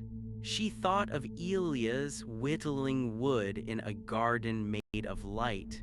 She thought of the billions of humans still hiding in the dark, waiting for someone to tell them it was okay to come out.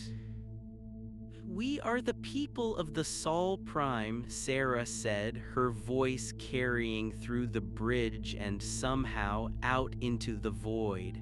We are the error that broke the silence. We don't have a plan, we don't have a map, we only have this.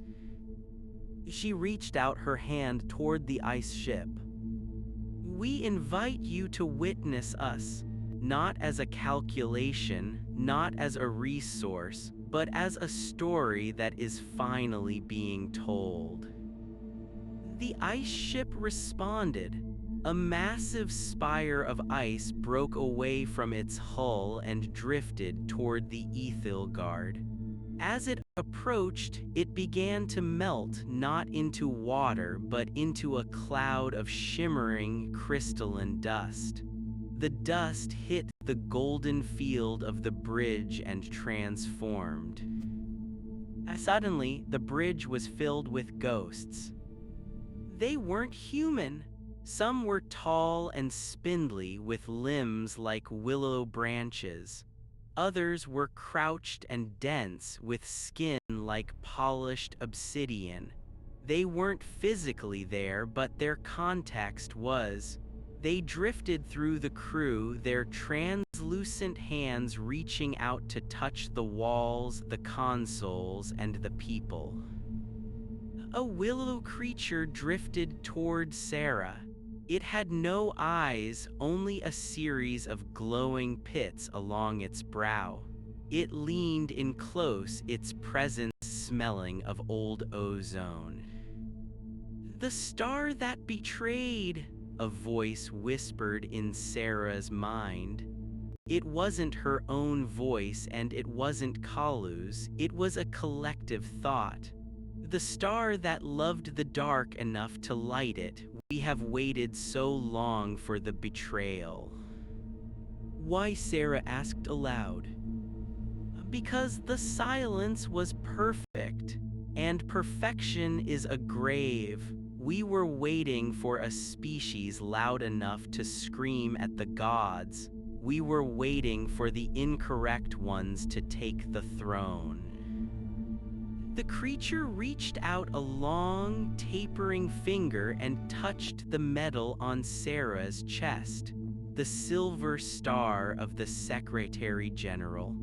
The metal began to glow, then softened, turning into a real, living flower, a white lily that smelled of Earth's morning. Sarah looked around. The bridge was no longer a military installation. It was a garden of ghosts and humans, a melting pot of errors that the council had spent eons trying to erase. Secretary Kalu said, his voice urgent but not alarmed. The lattice primes, they are moving. Sarah looked out into the void. The massive, needle-like ships of the council, which had been drifting aimlessly since the collapse of the throne world, were beginning to align. But they weren't pointing their weapons at Earth. They were pointing them outward toward the edges of the galaxy. What are they doing? They are refracting, Kalu said, his eyes glowing with 1,000 streams of data. They are no longer receiving orders from the council. They are receiving the chorus. They are turning their sensory arrays into projectors. They are taking the song of the Sol Prime and beaming it into the deep void. They are calling the rest of the universe. The audit isn't just over, Sarah realized. It's being reversed. Yes, Kalu said, the silence is being replaced by a riot.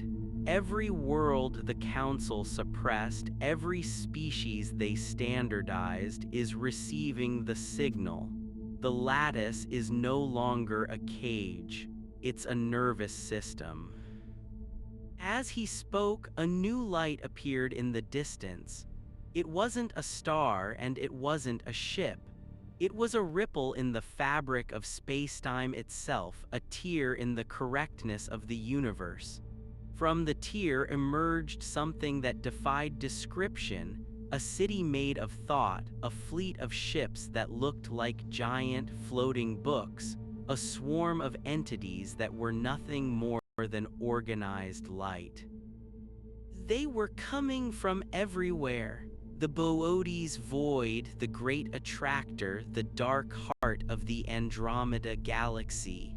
The errors were converging on the Sol Prime. We need to go down, Sarah said suddenly. Down to the surface, Kalu asked. The people, Sarah said, looking at the lily in her hand, they need to see this. They need to know that the dark isn't empty. They need to see that the silence was just a lie we told ourselves because we were afraid of the noise. The descent back to Earth was a journey through a dreamscape. The shuttle was surrounded by 1,000 alien escorts, a parade of the incorrect that turned the sky into a kaleidoscope of impossible colors. When they landed back in the Atacama, the suns were setting, but the darkness didn't come. The golden nebula had expanded, filling the sky from horizon to horizon, its light soft and nurturing. The girl was still there. She was standing at the edge of the salt flats, her arms outstretched. Beside her stood dozens of others, people who had emerged from the nearby bunkers, their faces illuminated by the celestial fire. Sarah stepped out of the shuttle. She didn't look like a secretary general anymore. Her uniform was dusty, her hair was silvered with salt, and she was carrying a lily that shouldn't have existed. She walked toward the crowd, toward the girl, and toward the shimmering ghosts of the silenced who were descending from the sky like falling stars. The girl looked at Sarah, her eyes reflecting the entire galaxy. Is it time? Time for what? Sarah asked. Time to stop being afraid, the girl said. She reached into the sand and pulled up a handful of the glowing succulents. She held them out to the people standing around her, the soldiers, the scientists, the refugees. The star told me a secret, the girl said, her voice carrying through the quiet night.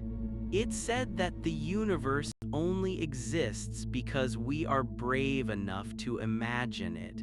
It said that the silence was just a breath we were holding, and now we can finally exhale. She tossed the plants into the air. They didn't fall. They drifted upward, caught in the wind of the Sol Prime, joining the shimmering dust of the ice ship and the golden light of the nebula. Sarah looked up. She saw the Ethilgard hanging in the sky, a silver bridge between the old world and the new.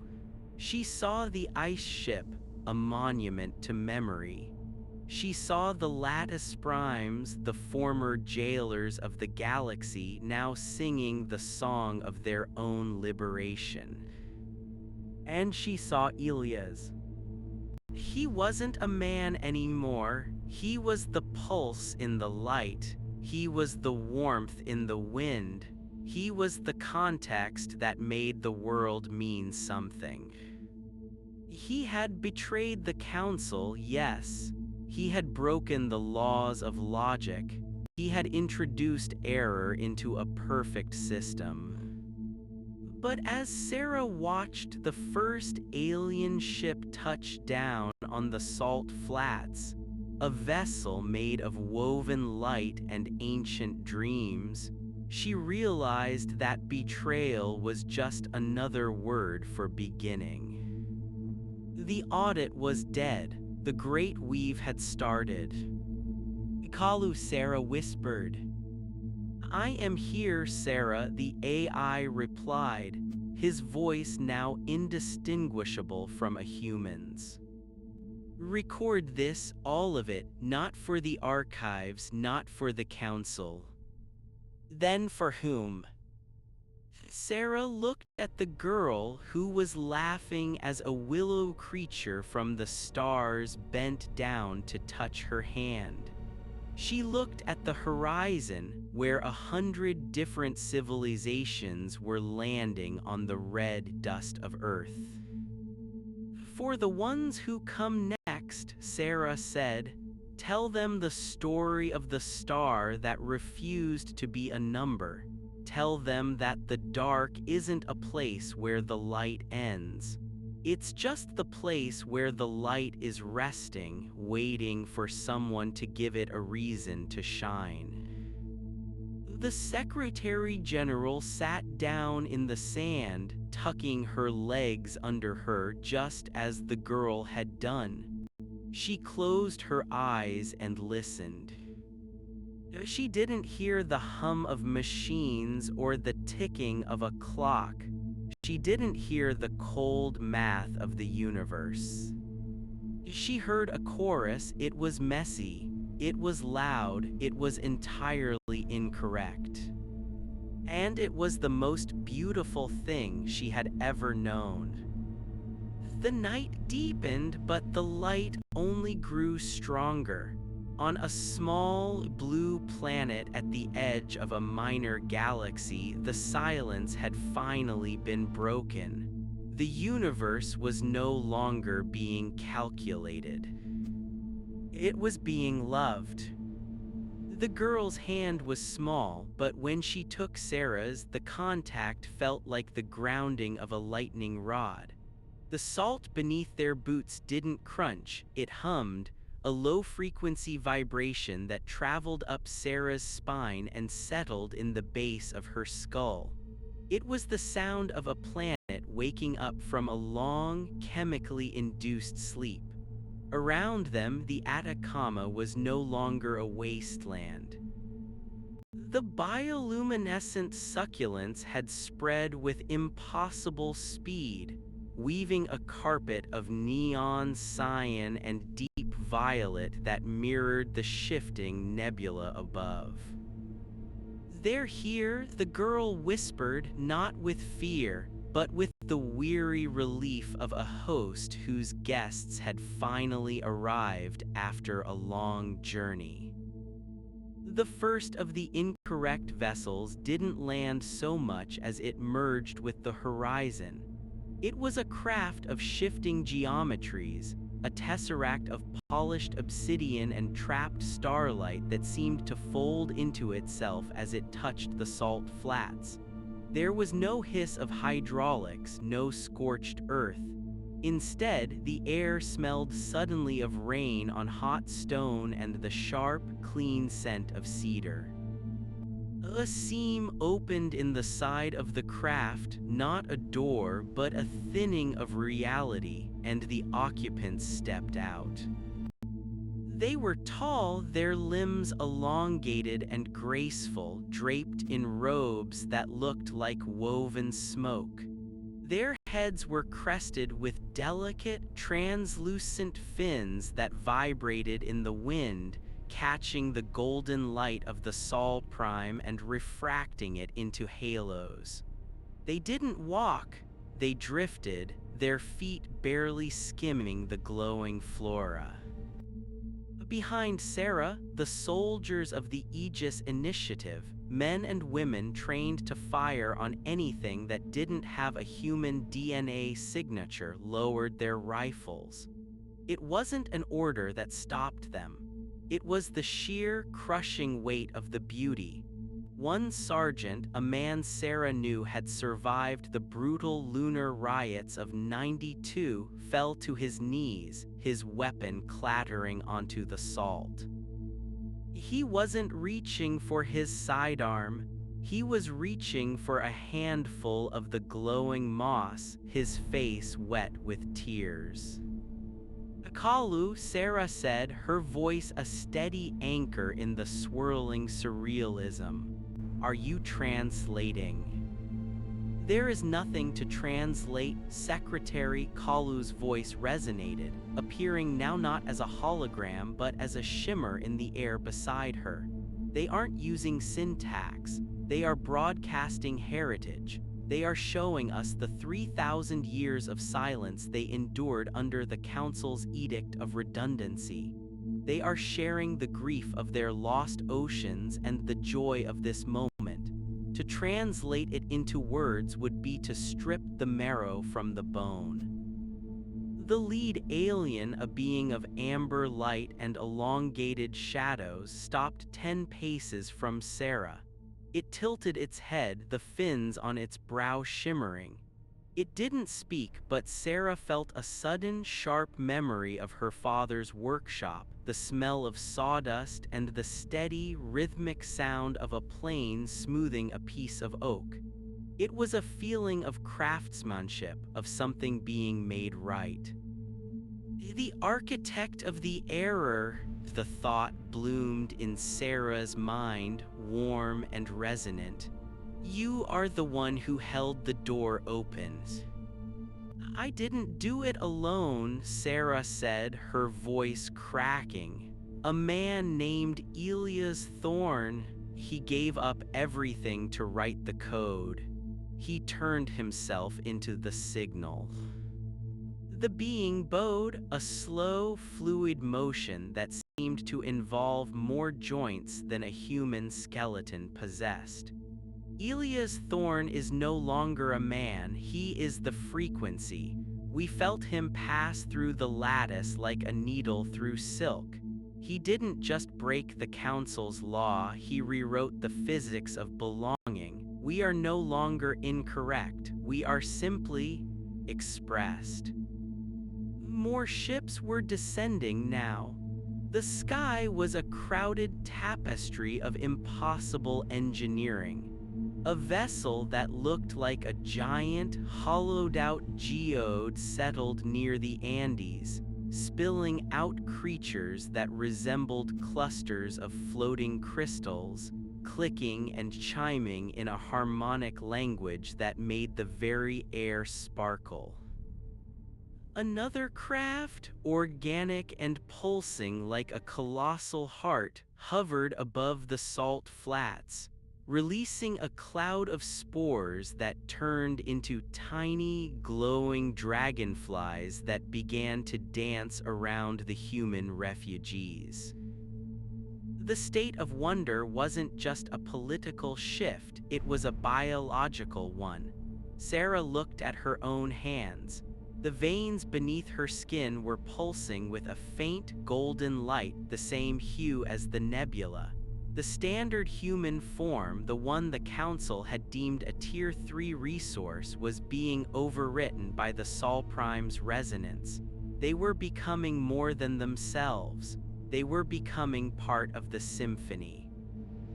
The Council won't just let this happen, a voice barked. It was General Vance stepping out from the shadow of the shuttle. His face was pale, his hand hovering near his holster, though his eyes were wide with a mixture of terror and awe. The lattice primes might be refracting the signal now, but the central core, the high auditors, they'll send the cleansing fleet. They'll cauterize the whole sector to stop the infection. Kalu flickered, his form momentarily becoming a dense pillar of binary code before smoothing back into light. The general is correct in his assessment of council doctrine, but he is operating on obsolete data. The infection is already at the core. When Elias merged with the Sol Prime, he didn't just send a message. He uploaded nuance. The high auditors are currently experiencing the concept of regret for the first time in 10 million years. Their processors aren't designed for it, they are looping. Looping, Vance asked. They are trying to calculate the mathematical value of a sunset, Kalu said, a hint of digital amusement in his voice. They will be occupied for some time. The tall amber being reached out a long, three-fingered hand. Sarah hesitated for only a second before reaching out to meet it. When their skin touched, the world vanished. Sarah wasn't standing in the Atacama anymore. She was standing in the middle of a vast interstellar library, but the books weren't paper, they were stars. She saw the history of the silenced, thousands of civilizations that had been pruned like dead wood by the Council's obsession with efficiency. She saw a world of sentient music that had been muted because its scales were too complex. She saw a race of poets who lived in the atmospheres of gas giants, whose entire history had been erased because they didn't produce tangible output. And she saw the thread that connected them all. It was a thin, golden line of error. The small, unpredictable choices that led to art, to love, to sacrifice. The council had called it noise, Elias had called it wonder. The vision shifted and she saw Earth, not as a resource-depleted rock but as a beacon. The Sol Prime wasn't just a star, it was a lighthouse. And the light it was casting was revealing the truth: the universe wasn't empty. It was crowded with ghosts waiting for a body. Sarah blinked and she was back on the salt flats. The amber being was still holding her hand, its fins vibrating softly. The audit is a choice, the being whispered into her mind. The council taught us that we are judged by our utility, but the star tells us we are judged by our unique. We have brought the memory glass, we have brought the stories of the dead. Will you help us rebuild the archive? Sarah looked at the girl, who was now sitting in the dirt with a cluster of the crystal beings, teaching them how to draw shapes in the salt. She looked at Vance, who had finally taken his hand off his gun and was staring at the sky with the expression of a man who had just realized he'd been fighting for the wrong side his entire life. "We'll do more than rebuild it," Sarah said. "We'll finish it."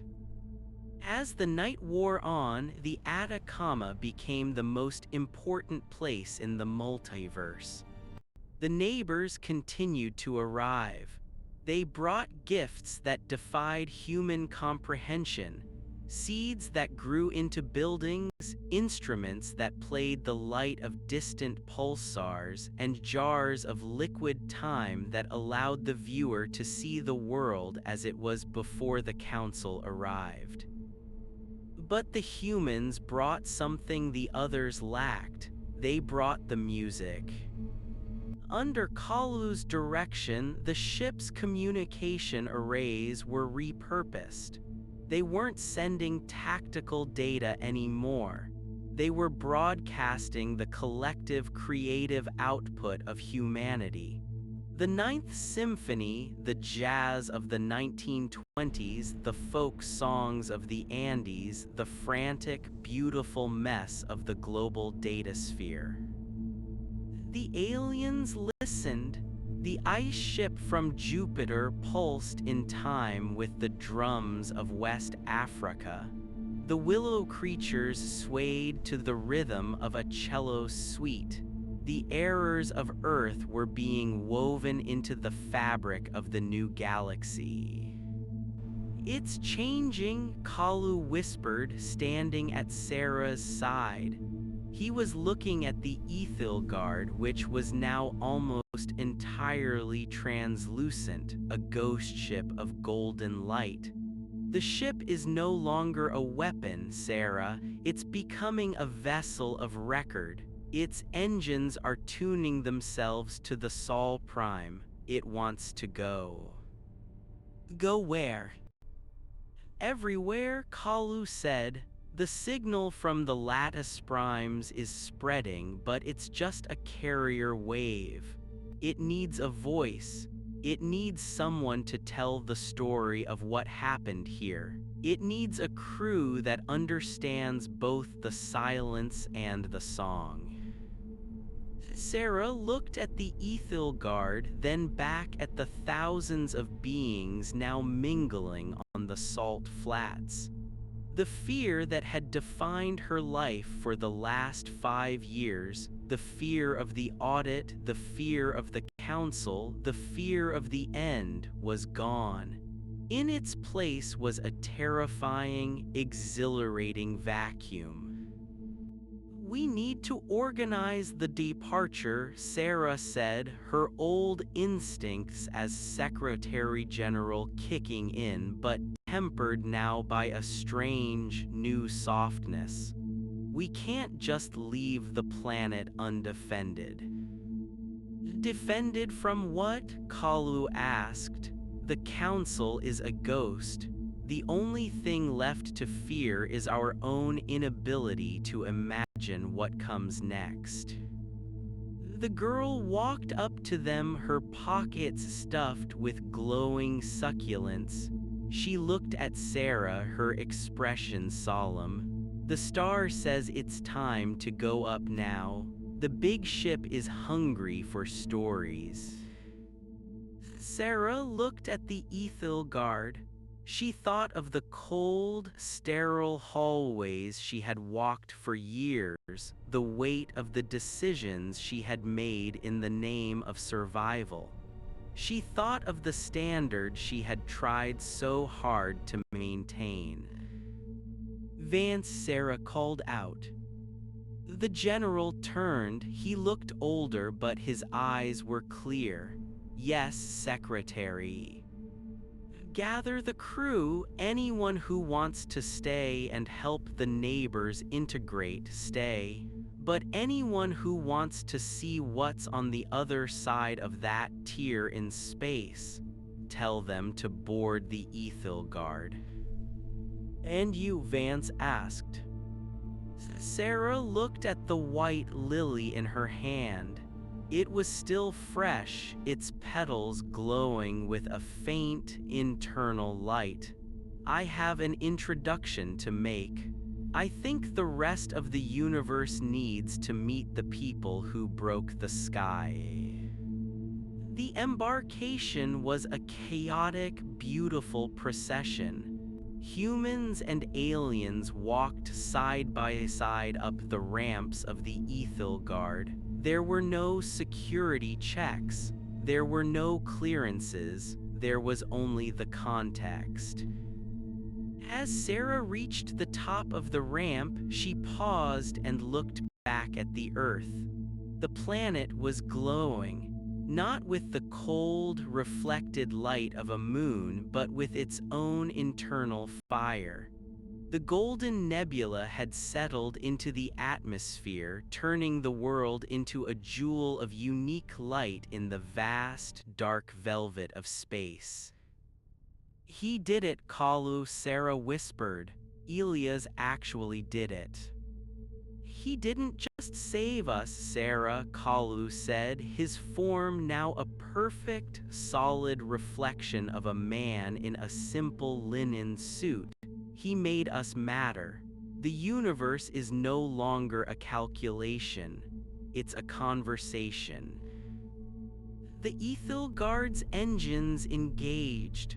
There was no jolt, no roar of fire.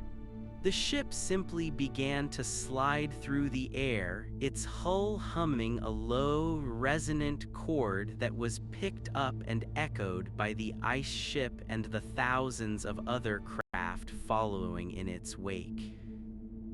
As they cleared the atmosphere, Sarah stood on the bridge. The aperture was wide open, showing the riot of the new galaxy.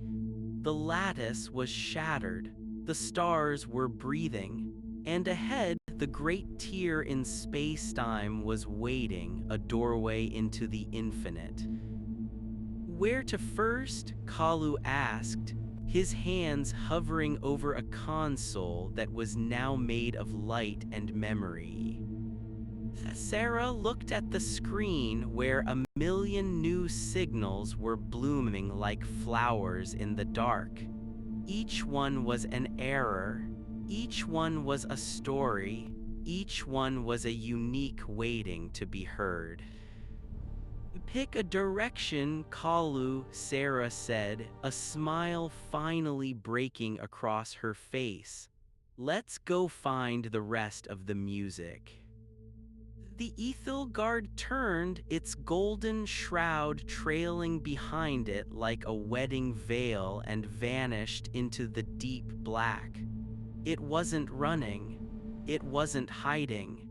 It was the first note of a new symphony, echoing out into a universe that was finally, gloriously, loudly awake.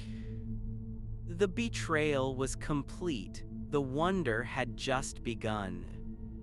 The transition into the slipstream was not the violent wrenching of physics Sarah had come to expect from the Council's warp drives.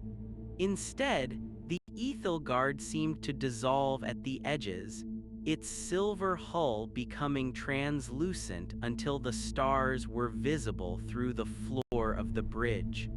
They weren't moving through space so much as they were moving through the thought of space.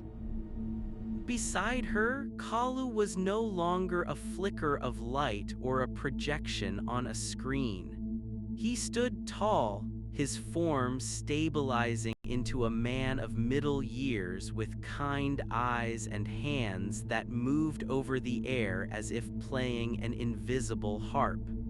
Every time he touched a point of light in the air, the ship hummed in a different key. "The Council's architecture is fighting the change," Kalu murmured, though he didn't sound worried. "The logic gates are trying to close. They recognize the correct path, but the Sol Prime's resonance is forcing them to stay open. It's like teaching a calculator how to dream of irrational numbers." Sarah walked to the forward viewing port. They were passing Jupiter, but it was not the cold, striped giant she remembered. The gas giant was pulsing. The great red spot was swirling with a bioluminescent violet hue, and as they passed, a pod of massive, translucent entities, creatures the size of continents, rose from the metallic hydrogen depths to breach the atmosphere. They sang a greeting that rattled the Ethelgard's frame, a deep, sub-bass thrum that felt like a blessing. The Jovian float singers, Kalu identified them. The Council had them marked for atmospheric harvesting. They were supposed to be processed into fuel next century. Elias, he gave them the frequency of their own liberation.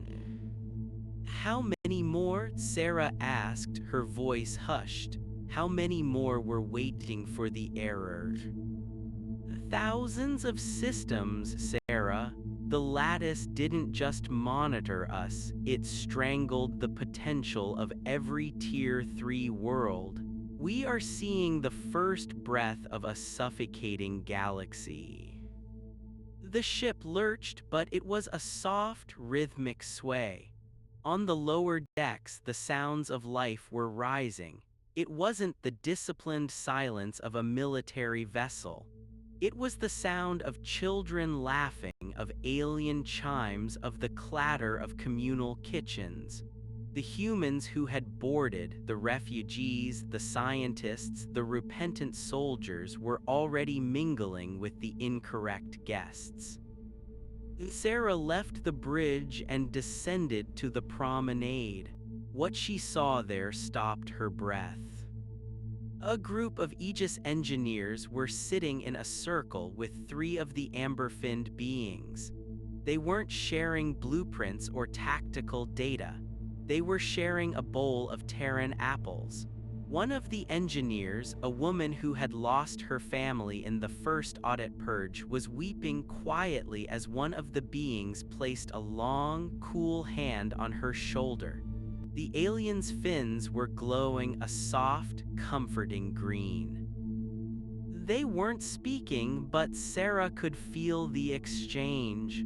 A transfer of grief for understanding, a trade of old ghosts for new light. In the center of the deck, the girl from the Salt Flats was dancing. She wasn't alone. A dozen tiny, crystalline entities were hovering around her, mimicking her movements, their bodies refracting the ship's golden glow into a kaleidoscope of patterns on the walls. "She is the anchor," a voice said. Sarah turned to see General Vance. He had stripped off his medals and his heavy tactical vest.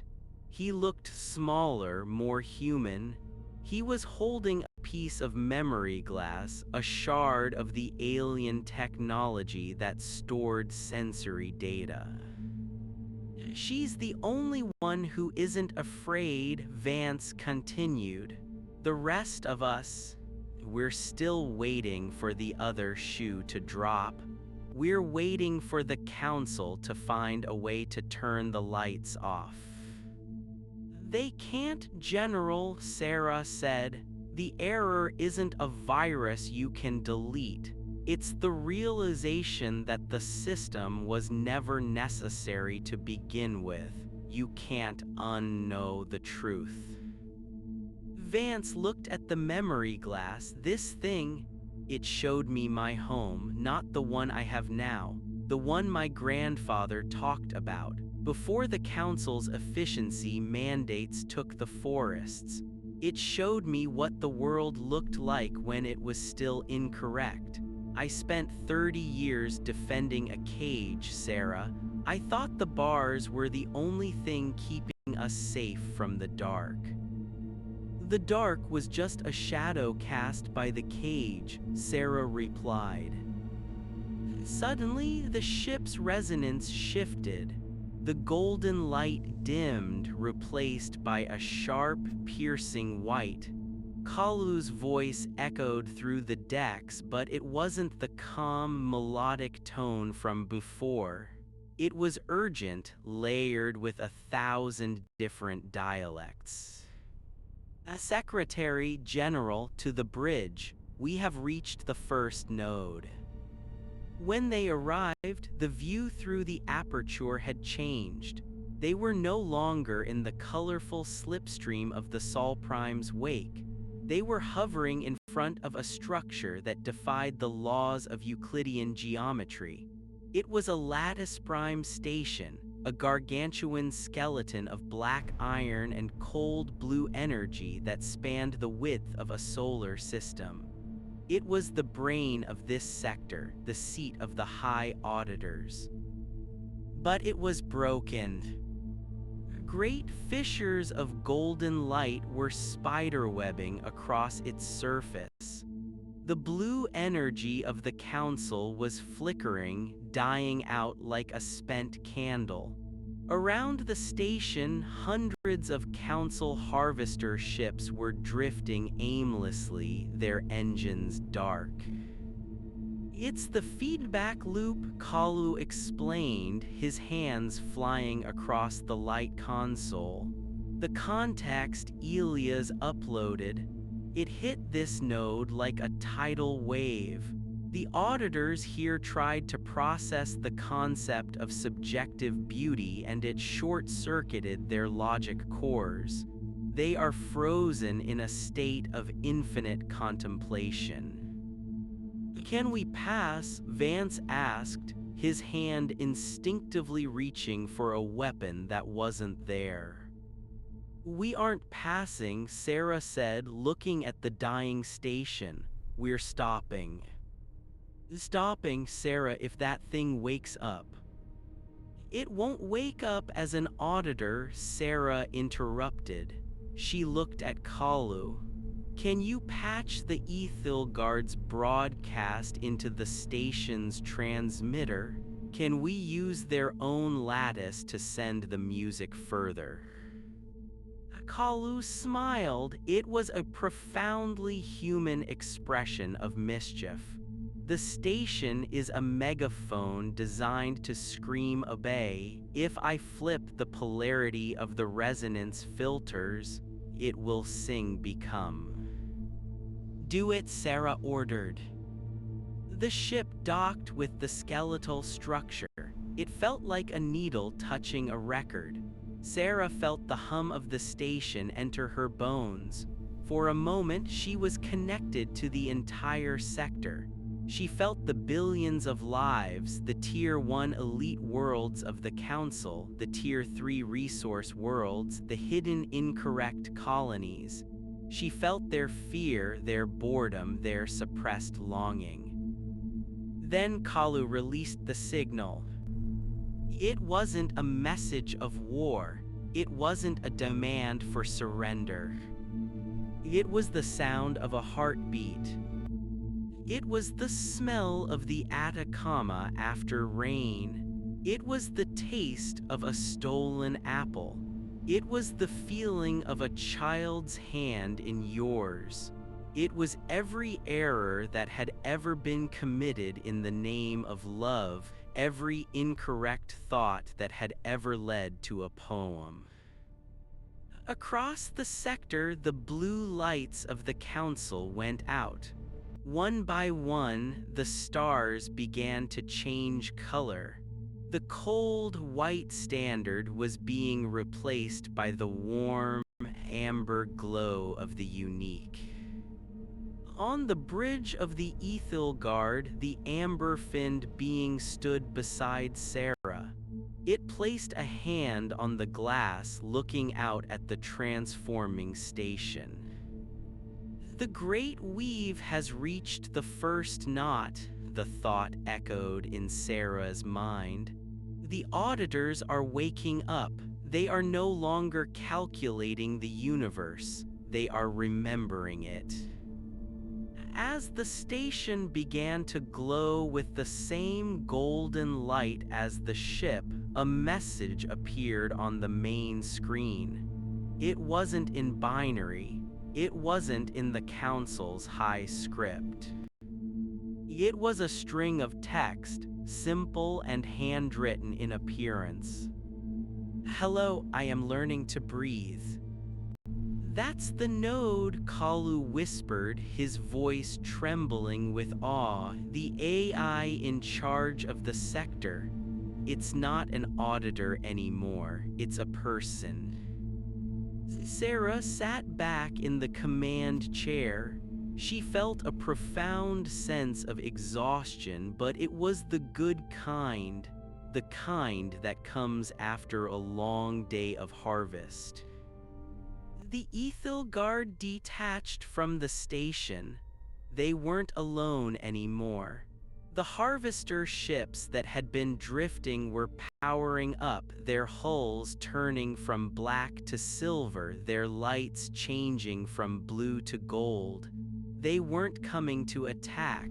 They were falling into formation behind the Ethelgard.